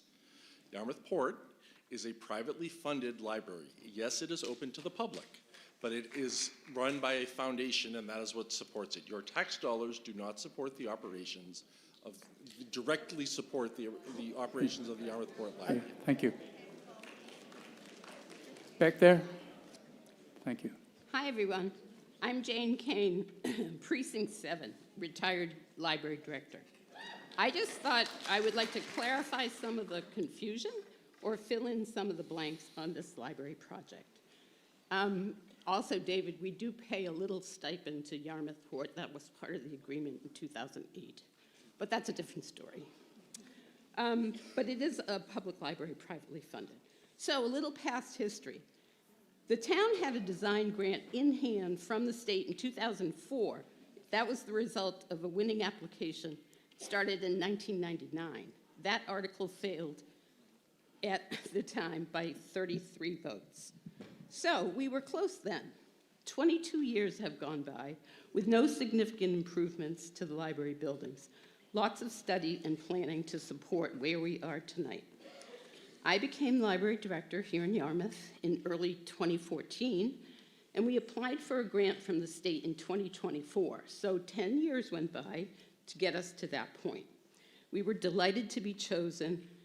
There were 7 awards granted from 22 applications, 7 awards granted, and now there's a wait list of 6 towns. The documentation has been put up on our website and is available. We've had open houses year after year, information sessions, and things like that. We've looked at our usage statistics, facilities conditions in each location, programming and our basic needs, especially through 2022 and 2023 as we prepared for the most recent grant round. And each time, town meeting approved our securing a consultant and funding these studies. Dozens of volunteers have been working with the select board, a planning committee, a building committee, a study committee that was way back when, worked with me, and we came up with what we considered to be our needs, not our wants, our needs. So this would be the 4th or 5th time in the library's history that the town has supported this study, and the conclusion remains the same. We need a modern library. The conditions of the buildings have already been discussed. We have 1 children's room, we have 1 meeting room. The children's staff puts on hundreds of programs for teens and children's each year, and they're either packed like sardines, or they're on the small lawn at South Yarmouth, or they're on the front lawn at West with the noise and the crush of Route 28 traffic nearby. There's not enough public parking at either location. At the end of every program, the staff has to break down the equipment, put it away, take it out a few hours later or the next day, and that takes a lot of valuable staff time. No, I'm just giving you some clarification. Jane, I appreciate it. Do you have a question? No, I just want to say that now is the time, and I would appreciate people's consideration on behalf of the staff that works in small, undersized conditions, for the lack of bathrooms that are in the public buildings. And yes, we have studied whether or not renovation versus new construction makes sense. Thank you. Thank you. All right. Thank you. I don't want Thanks, any more. everybody. Like I had said earlier, your vote will stand for your advocacy or opposition. Unless someone has a question, if you don't have a question, don't say much, or I'll have to. You got a question, I can tell. Mr. I Moderator. can tell you got a question. Hi. I'm Angela Carbone, and full disclosure, I am on the library board, not the building advisory board. And I live in West Yarmouth. I love my West Yarmouth library, but I went on the library board thinking, I got to save this library. What I see now is the town has totally outgrown it, but I won't go there. What I wanted to say is tonight's vote is not to accept the project or not accept the project. We are voting to put this on the ballot. And if we put it on the ballot, more people who are not in this room right now, who couldn't come tonight or don't really know much about town meeting and what a hoot it is to be here. Would you let me finish? She made a good point, though. I'll give you credit. You made a good point. This point is that we're not voting on the project. And the question I have is for the Finance Committee, and I know this is a question. I'm curious to know when you said that you voted against approving this because you didn't know enough about how it was going to be funded, and I really appreciated the long but very informative presentation on that about the debt ceiling, not the debt ceiling, but the accumulation of debt and how it will get paid off. And I guess is it true you can't say now whether you would vote differently knowing, having that information? Was that a question to the Finance Committee? Yes, it was. Yeah, okay, thank you. Richard, did you? The committee If you has had not. more information No, now, would you have voted? so the committee has not voted. We'd have to have another vote on that. So I think, you're going to see very shortly how we would vote. Okay, thank you. Mr. Moderator, this side of the room, over here. Somebody talking? Yes, Mr. Moderator, next. Lori Gallagher, West Yarmouth. We are the seasonal people who have finally moved down here, and you've had great fun spending our tax dollars for several properties. What I want to say is it true that this vote is to just put something on the ballot? Then what I want to say is it's taken 20, 30, 40 years to get to this place, and the promise of a new library has been made all of that time, and I want to know if the maintenance of the existing libraries has been postponed pending a new library. I think that it is time to put it on the ballot and move forward because you've stalled everybody, and had you done it 20 years ago, we wouldn't be talking about $22 million. Final question. It's just been kind of gray if the plan was, if this does come into, Kelly Abrecht, Precinct 5. If this did come into vote, is the plan to close both West Yarmouth and South Yarmouth? I know it was mentioned, like, we want to keep West Yarmouth. It was just casually mentioned, but just wanting to know, like, what that plan is. I can speak to that, Mr. Moderator. So the Select Board has been pretty emphatic that they are committed to keeping West Yarmouth open. South would cease to function as a library. It's a town-owned building, and the town would then decide what it was planning to do with that building. There's like a part 2 question to that. So we've been putting a lot of money in the Matakees Middle School, so if we did close the South Yarmouth, would selling of that land be on the table so we're not just putting more money into an empty building and not getting anywhere with it? I think that's a question that has yet to be explored. Okay, I hear no further questions. Does somebody have a real question that looks like this?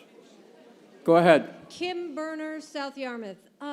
Thank you very much, Mr. Town Administrator. My question for you is, when we get to 2037 or 34, 35, when it looks as if everything is going to be very high, can we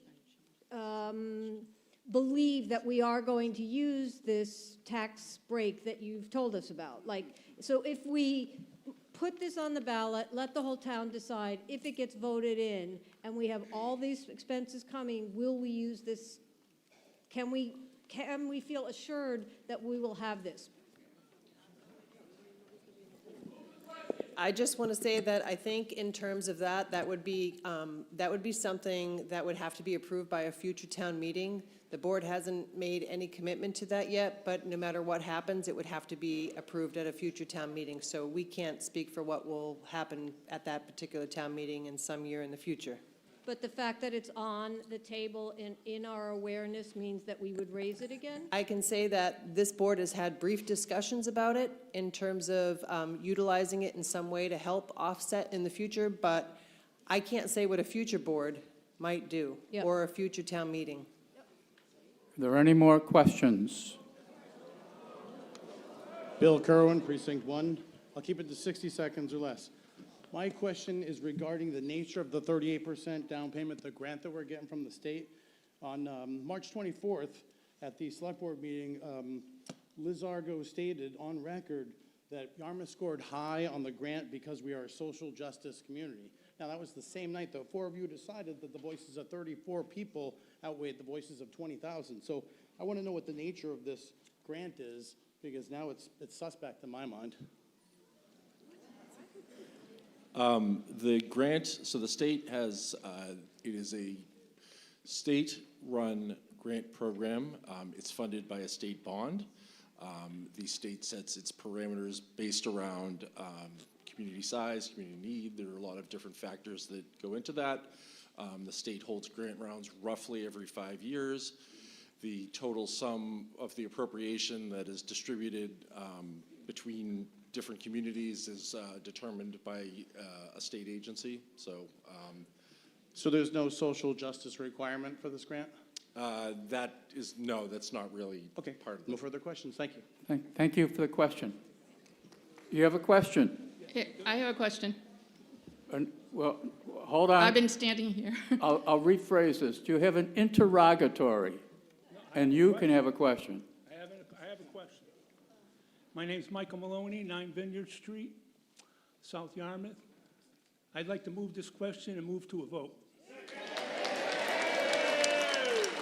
Do we have a second? All in favor of moving the question? Okay. This requires a 2/3 vote. I'm going to ask all in favor of the article to stand and hold your card up high.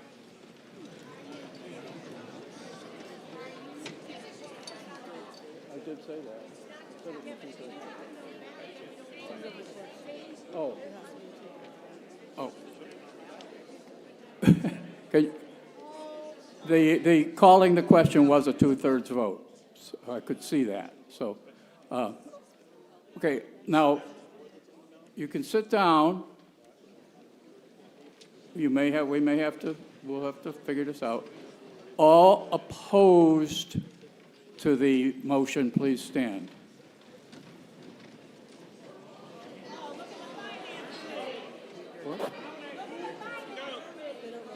Please, everyone, please sit down for a second.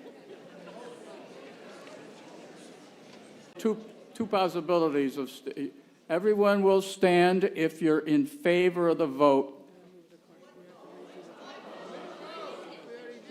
Oh, the calling a question? Well, okay, it was pretty good. I have to take a revote on calling the question. And let's do a standing vote. Calling the question, we need a 2/3 vote. All in favor of calling the question, please stand.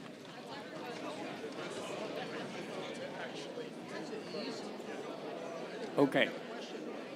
Now you can sit down. Thank you again. I feel bad for people that have a hard time standing. All opposed to calling the question, please stand. Okay. It's very clear that calling the question passed by a 2/3 vote. Okay, now, the Article 15.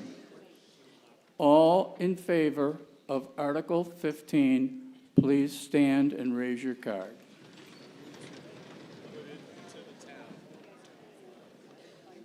Okay. Please sit down.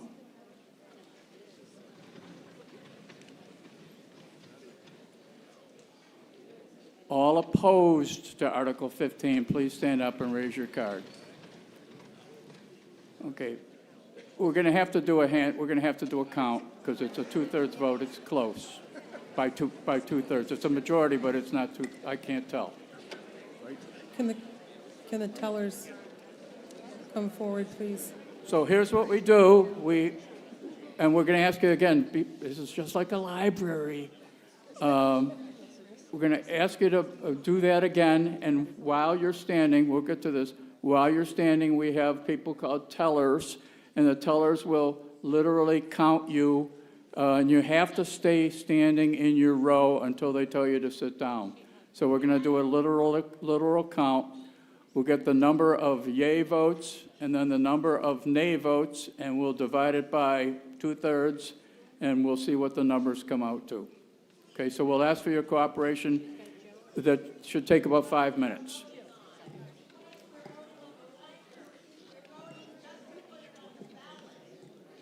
No, you're voting on the motion.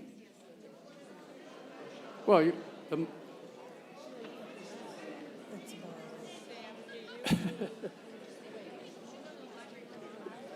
Your point is well taken, but you're literally voting on the motion as made in the warrant. If the outcome is to go on the ballot, that's the outcome. If they vote it down. It's going on the ballot anyway. Yeah, but we don't have to go down and be sworn in.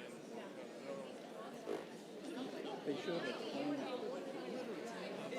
Yeah, it's in the motion. That's what I'm saying. They should vote the motion.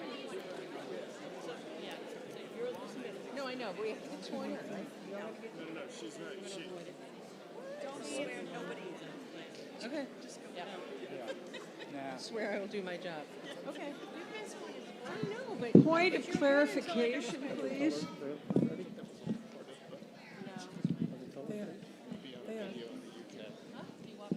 Okay, I'm going to ask our counsel, Jay Taylorman, to explain. I just want to make sure everyone here understands this issue of whether it passes or not as to how it would affect the ballot question.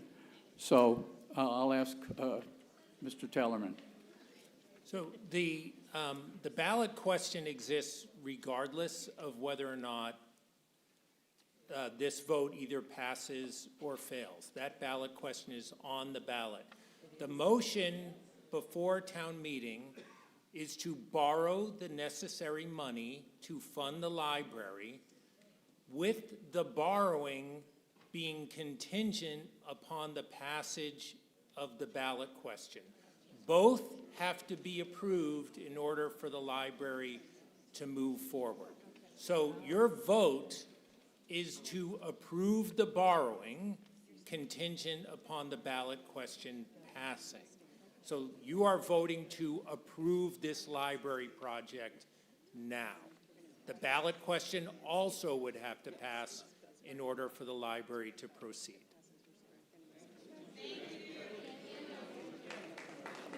Thank you. Tellers are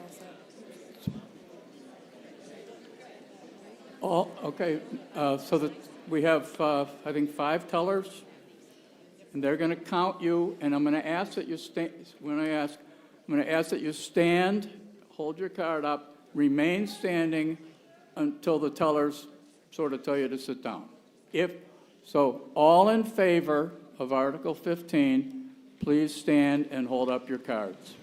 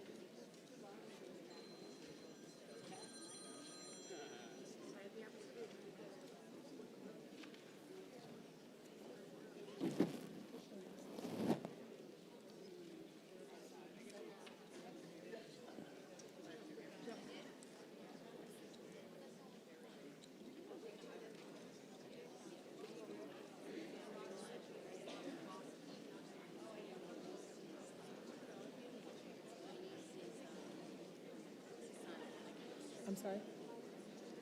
Thank you.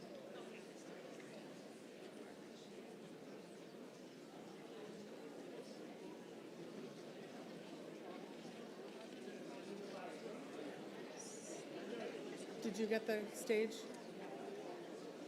You need to count the stage as well. So where are we giving the numbers to Mary?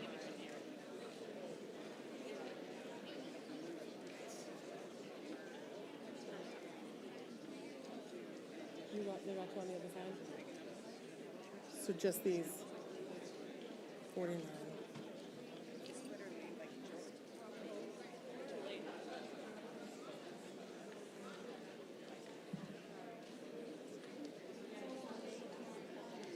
Just dropped a tissue there, ma'am. Okay. Thanks, Monica. Thank you.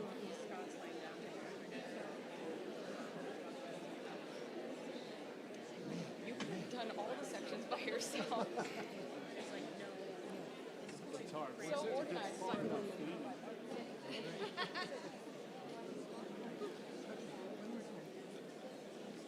Okay, we just want to make sure we're doing this right, so bear with us.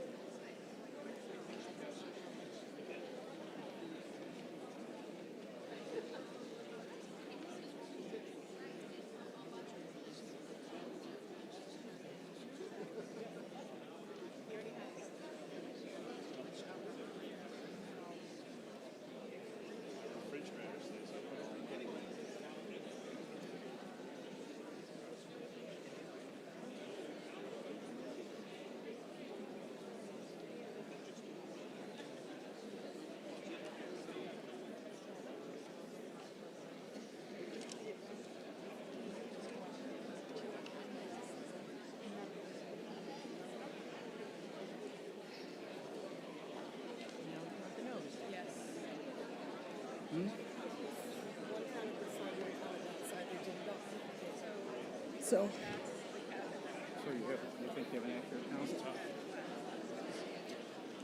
just let me add them so that I know what we have. What row am I looking at? I just want to know what we have for Didn't yeses. stand down, they look like they sat up. Okay, we're almost ready to take the no votes.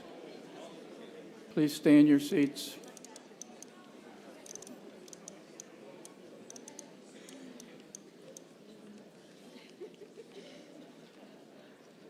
So I can call for it. Yep. All opposed to Article 15, please stand and hold your card up.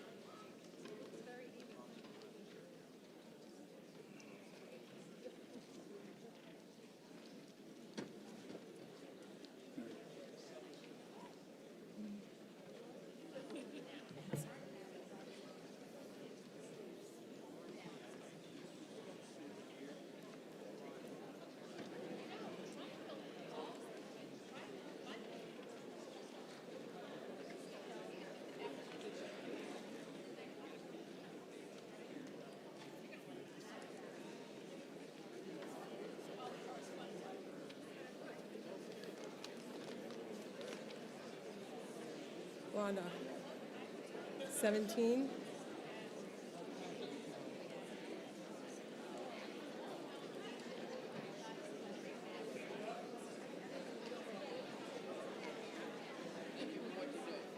No, it's a good time, eh?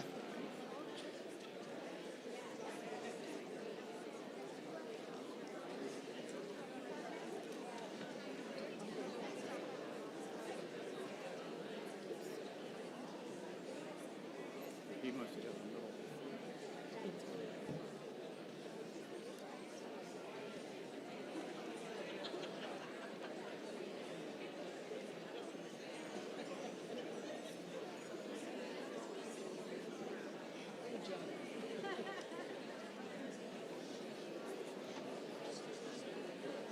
All precincts reported in.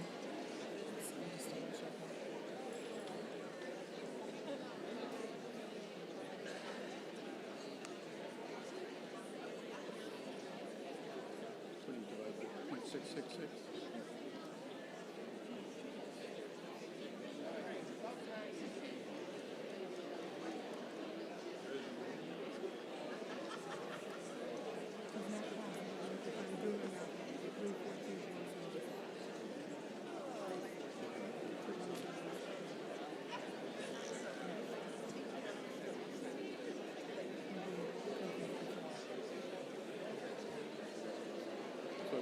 491.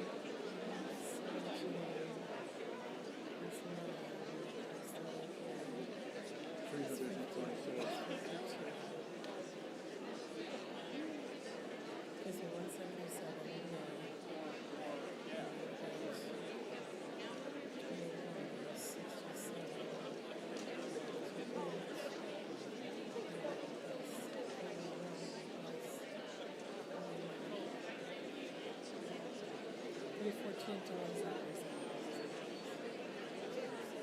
So they needed 324. Right? No, no, you would need, Yeah, 491. Is there a total 491? you need to double the, Double what? you need to double the nays, and they didn't do it.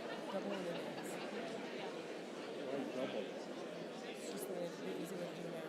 14 plus 177 divided by 3 times 2. They would have needed, yeah, 300. Come on, 800.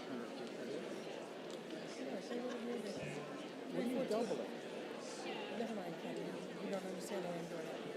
It's fine. It did not help. So how many votes were there in total? 314 to 177 And that's what? is 491. 491. 2/3 of 491 is what?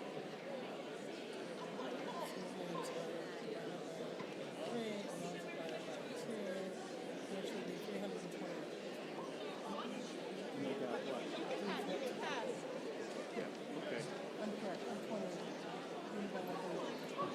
It's 314 and 177.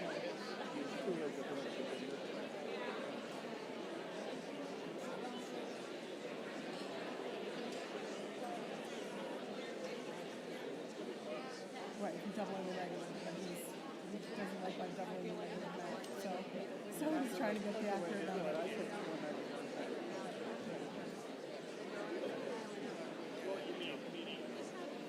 have to have double the negative. So how do I announce, what's the number? It was 314 to 177. It does not make a difference.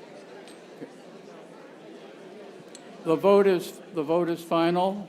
The vote is 314 in favor, 177 opposed. The vote fails. The motion fails.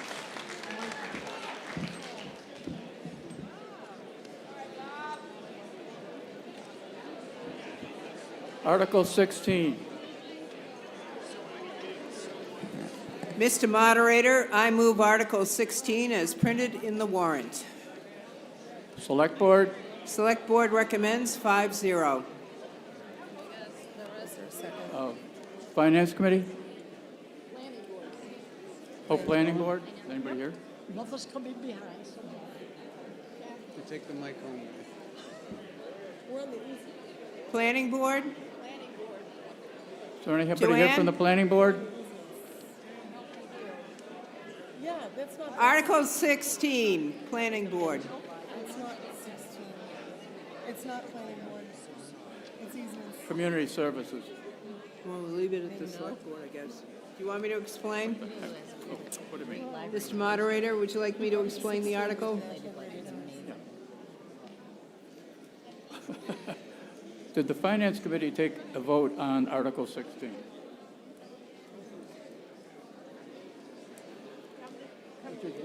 We did. We Okay. recommended 5-0. Okay. Explanation. This article will authorize National Grid to install and maintain natural gas service lines and related equipment necessary to provide natural gas service for the new water resource recovery facility and Phase 1 wastewater pump stations. Natural gas will be used to fuel backup generators at each site. Questions, comments? Seeing none? All in favor? Aye. Two-thirds vote. All opposed? The motion carries by a two-thirds vote. Article 17.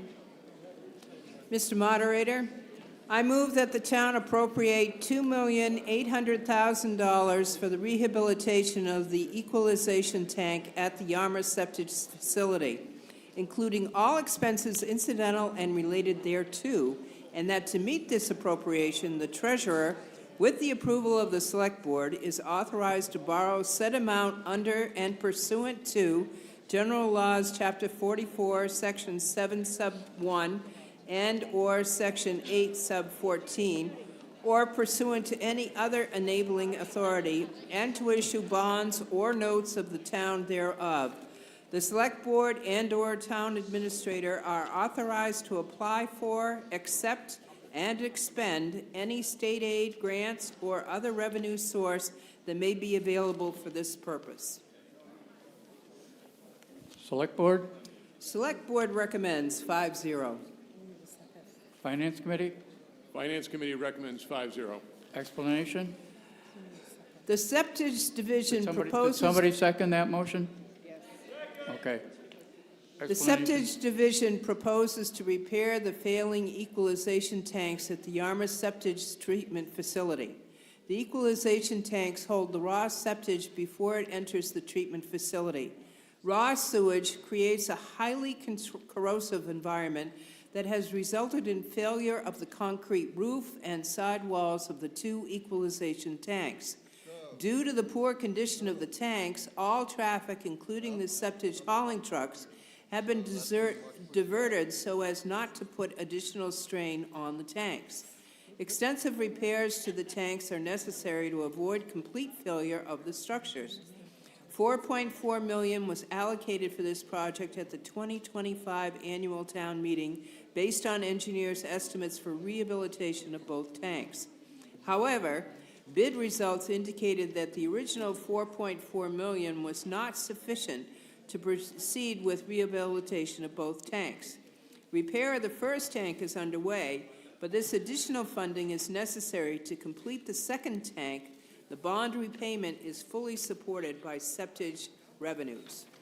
Are there any questions or comments? All in favor? All opposed? Two-thirds vote. It passes by two-thirds. Mr. Moderator, I move Article 18 as printed in the warrant. Select Board, Select Board recommends 5-0. Finance Committee, Finance Committee recommends 5-0. explanation? Mr. Moderator, at the annual town meeting of 2021, the town appropriated and borrowed $4.3 million for the design of the wastewater treatment facility. Currently, there is a balance of $1.9 million remaining in that account. The town is requesting the transfer of $400,000 for costs relating to the collection system. The remaining balance will be used for engineering costs related to Bayberry Hills discharge. Any comments, questions? All in favor? All opposed? Motion carries. Article 19, Mr. Moderator, I move Article 19 as printed in the warrant. Select Board, Select Board recommends 5-0. Finance Committee, Finance Committee recommends 5-0. explanation? Town has received a groundwater discharge permit at 99 Buck Island Road that is approximately 30% of the necessary volume for Phase 1 of our wastewater plan. As a result, other locations were investigated, including Bayberry Hills Golf Course, for additional discharge capacity. It was determined that Bayberry Hills Golf Course provided the best location for additional effluent disposal. These funds will provide for final planning and design for recharge areas, irrigation ponds, piping and pumping systems associated with effluent discharge, as outlined in the hydrogeologic scope of work, the SOW, that has been submitted to the Department of Environmental Protection. It is anticipated that the construction funds for this recharge system will be requested at the April 2027 town meeting. Any questions, comments? I have a Yeah, point of there's order question. for the next, I have a point of order for the next question. Do we have quorum for 29, or do we recess? No quorum is needed. But isn't There is a 29 zero need quorum in the town of two-thirds? Yarmouth. There's no quorum rule. Okay.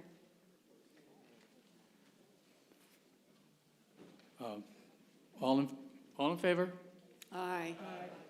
All opposed? There's no opposition. Motion passes. Article 20. Mr. Moderator, I move Article 20 is printed in the warrant. Select Board? Select Board recommends 5-0. Finance Committee? Finance Committee recommends 5-0. Explanation? This article provides funding for settled or to-be settled collective bargaining agreements. The town strives to settle contracts that are fair to the employees and allows the town to stay within the constraints of Proposition 2.5. Questions? Comments? All in favor? Aye. All opposed? Motion carries. Article 21. Mr. Moderator, I move Article 21 is printed in the warrant. Select Board? Select Board recommends. Finance Committee? Finance Committee recommends 5-0. Explanation? The Dennis Yarmouth School Committee turned the former Matakees Middle School over to the town of Yarmouth on August 31st, 2023. The Department of Public Works is seeking funds to pay for the ongoing costs for maintaining this former school building. The necessary costs include electricity, gas, HVAC maintenance, consulting services, and various building system maintenance costs. Any comments, questions? All in favor? There's a question. Was there a question? Oops. Kurt Sears, Precinct 1. What's the cost associated with this? I'll let the town administrator answer that. I believe it's $2,000 a year. I think it's $2,000 a year. 200,000, isn't it? 200,000? Off by two zeros, am I? This is Article 21.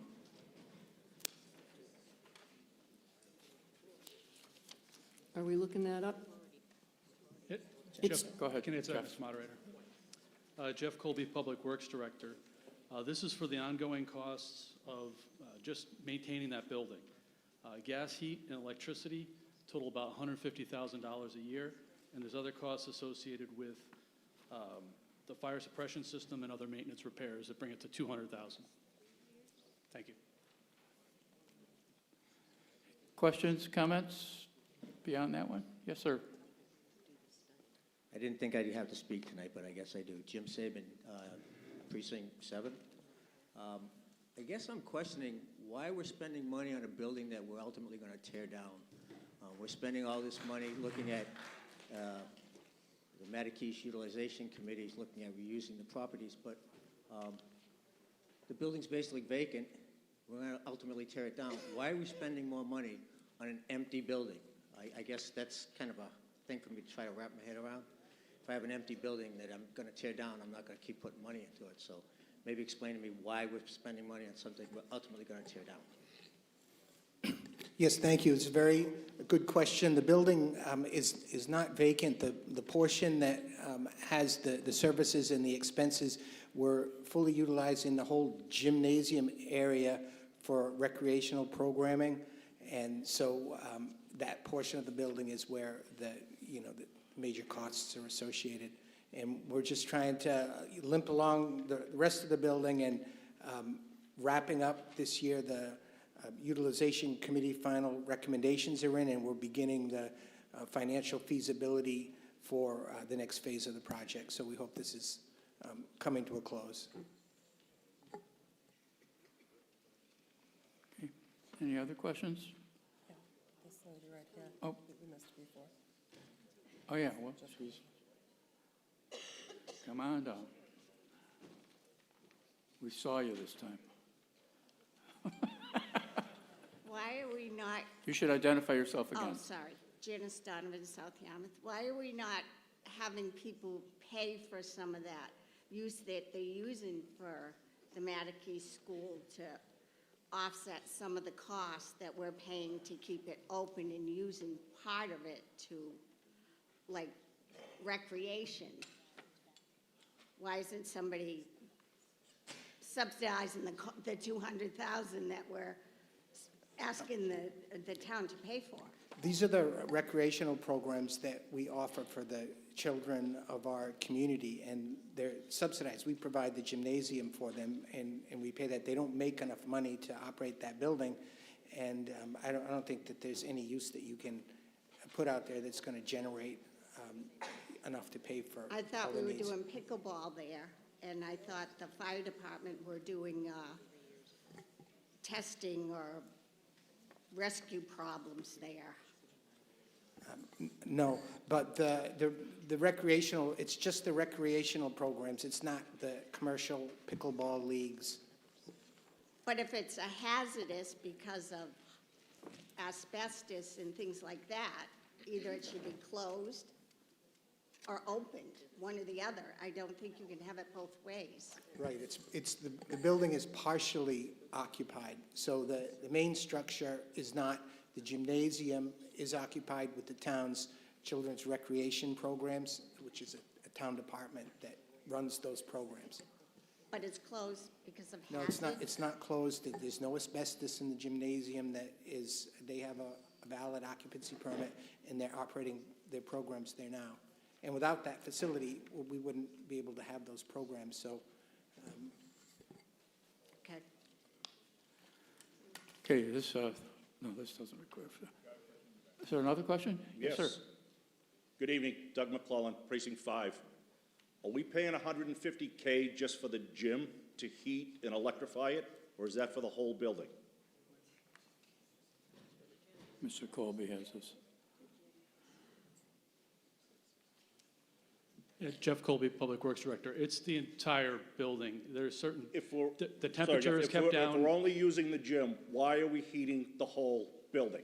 Because the water system would freeze if it were at least kept at a minimum temperature. Doesn't seem like a good use of resources. Could those recreational activities be shifted to one of the other schools in the district?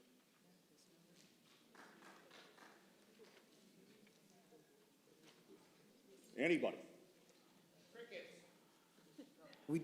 The town does not have access to the other gymnasiums to operate the recreational programs, so it's. Okay, so if we closed it completely, we could save $200K a year until the final disposition is made for the entire building. Fair? Yeah, but you would eliminate the recreational programs. Right, that's what you're saying. For $200K in savings for a building that's gonna be torn down, and we just keep dumping good money after bad in there for a building that was never maintained to begin with?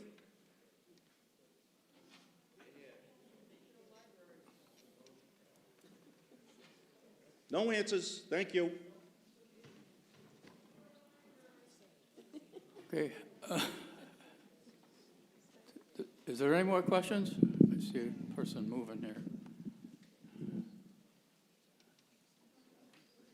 You have a question? Yes, Michael Ellis, South Yarmouth. Okay.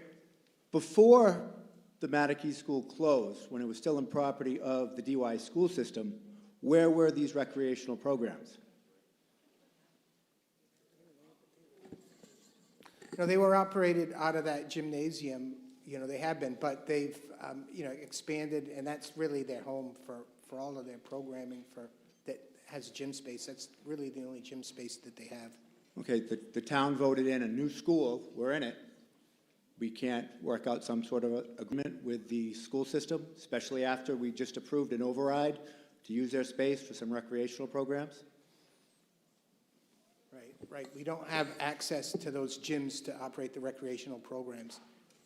But we did before. I'm confused about that. No, they were done at Mattakey's, but then there's no recreational programming in this facility. I understand there isn't, but why can't there be if they were previously programs in a DY school system-owned building? They don't have the capacity in here to do the recreation, and, that's something.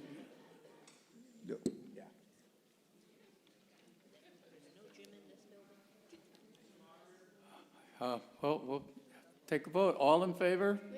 Oops, I'm sorry. Another question. Dr. Smith has. Dr. Smith?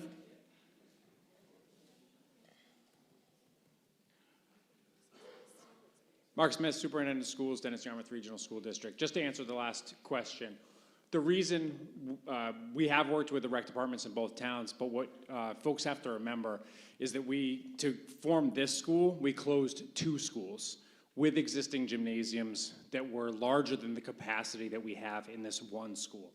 Same thing happened with field space. We went down with field space at 2 existing schools down to 1 school. So we've lost gymnasium space and lost field space, which has limited our ability to run both school programming and recreational programming. We did have a meeting with both, and again, we have both Dennis Recreation and Yarmouth Recreation looking to access our space, and we did work with them. Yarmouth was able to come up with another solution, which was to utilize Matakees currently, so that sort of released that pressure valve for now. And so that's why they're currently not utilizing this space. But that is the simple answer is that we went down from having the 2 gymnasiums, and this is a smaller gymnasium than what was available at those previous spaces. Thank you. Got another question? Yes, sir. Hi, Paul Stewart from South Yarmouth. Consulting services? Consulting services? Who are you consulting with about what?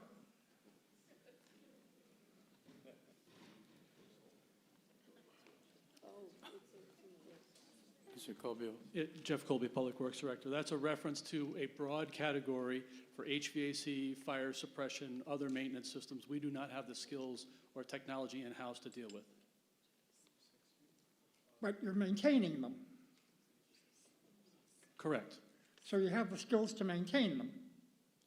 The consultants help us with that maintenance. We have 3 facilities staff that are not experts in plumbing or electric or HVAC or fire suppression. Out of the entire Department of Public Works, you have no experts in those areas? That's correct.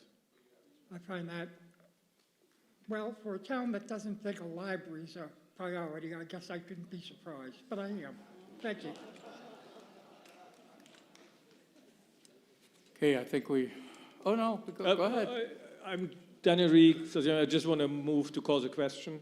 If you're Yeah. doing that anyways, then I'll sit down. Okay, we need a second to call the question? Okay, we need a vote, 2/3 vote to all in favor of calling the question. Okay, opposed? The question is called. All in favor of Article 21? All opposed? The motion carries. Article 22, which will require a 2/3 vote. Mr. Moderator, I move Article 22 is printed in the warrant. Select Board? Select Board recommends unanimously. Finance Committee? Finance Committee was not required to vote on this one. Okay. Explanation? This article authorizes the sale of a land of low value pursuant to a bid process in conjunction with the town's policy for the disposition of town property. The lot is being transferred as unbuildable. Questions, comments? Excuse me, dear. Got one in the back. Yes, Mr. Moderator. Tom Nicanello, Precinct 3. Tom. May I ask a question? Yes, you may. Thank you very much. We have quite a bit of land in town. I think the town owns more than 50% of itself. And this is a great thing. I'm just kind of sorry to see it took so long. And it's a shame. And I think that we have other parcels in town that we could probably transfer to maybe the neighbor or something and collect more taxes, which we apparently are very short of because we have all these projects going on. So I guess my question was, when is the last time we have a land distribution committee? When did the last time did that committee meet, Mr. Moderator? Mr. Moderator, will defer that to the town administrator, or Yes, thank you. That's a great question, and I can give you a little bit of a background on that, that the Land Disposition Committee and this parcel dates back to a special project that was initiated in the 2019 range, where the committee was formed and they studied this exact subject of identifying all of the town parcels and any ones that have no public purpose, that were small and that should be divested of from the town. And they came up with a list, and they went through the list, and they conducted a number of bids, and they divested from a whole series of properties. And there were actually 2 properties that were identified as part of that did not get, the whole bid process did not get completed. And, you know, those were presented to me, you know, when I arrived, and we looked at those, and so we finished up the list that was prepared by the Land Disposition Committee. They have been inactive for probably 4 or 5 years now. And this is the last of those that was identified in the study that was conducted. And it is a 0.15 acre parcel, has an assessed value of approximately $10,000, and it was recommended for the town divesting in, and the Land Disposition Committee is currently no longer active. Okay, well, thank you very much. And I know that you did a lot of work on this, and we thank you very much for moving this along. That resident's been waiting way too long. And I know there's other residents that would like to have their little piece of town property, which only collects pine needles and leaves and stuff, and, you know, maybe they can pay taxes and we can get more of a tax base. Our commercial tax base has been declining for over 20 years. Our select board has on their goals economic development, but it just doesn't seem to do anything, like mostly all the other towns have gone down since like the 1980s. The last time the Land Distribution Committee met was May 12, 2020 of 22, and I believe that there's still some more land that we can, you know, maybe take it off the tax roll. We have over 9,600 acres of town property out of the whole 17,400 acres in Yarmouth. So I think we could help these neighbors and help the rest of our residents by, you know, easing up our tax base. Thank you. thank you. This requires a 2/3 vote. All in favor? All opposed? Passes by 2/3 majority. Article 23. Mr. Moderator, I move Article 23 as printed in the warrant. Do I hear a second? Select Board? Select Board recommends unanimously. Finance Committee? Finance Committee recommends 5-0. Explanation? The Tourism Revenue Preservation Fund, established by special legislation, draws upon rooms and meals tax receipts.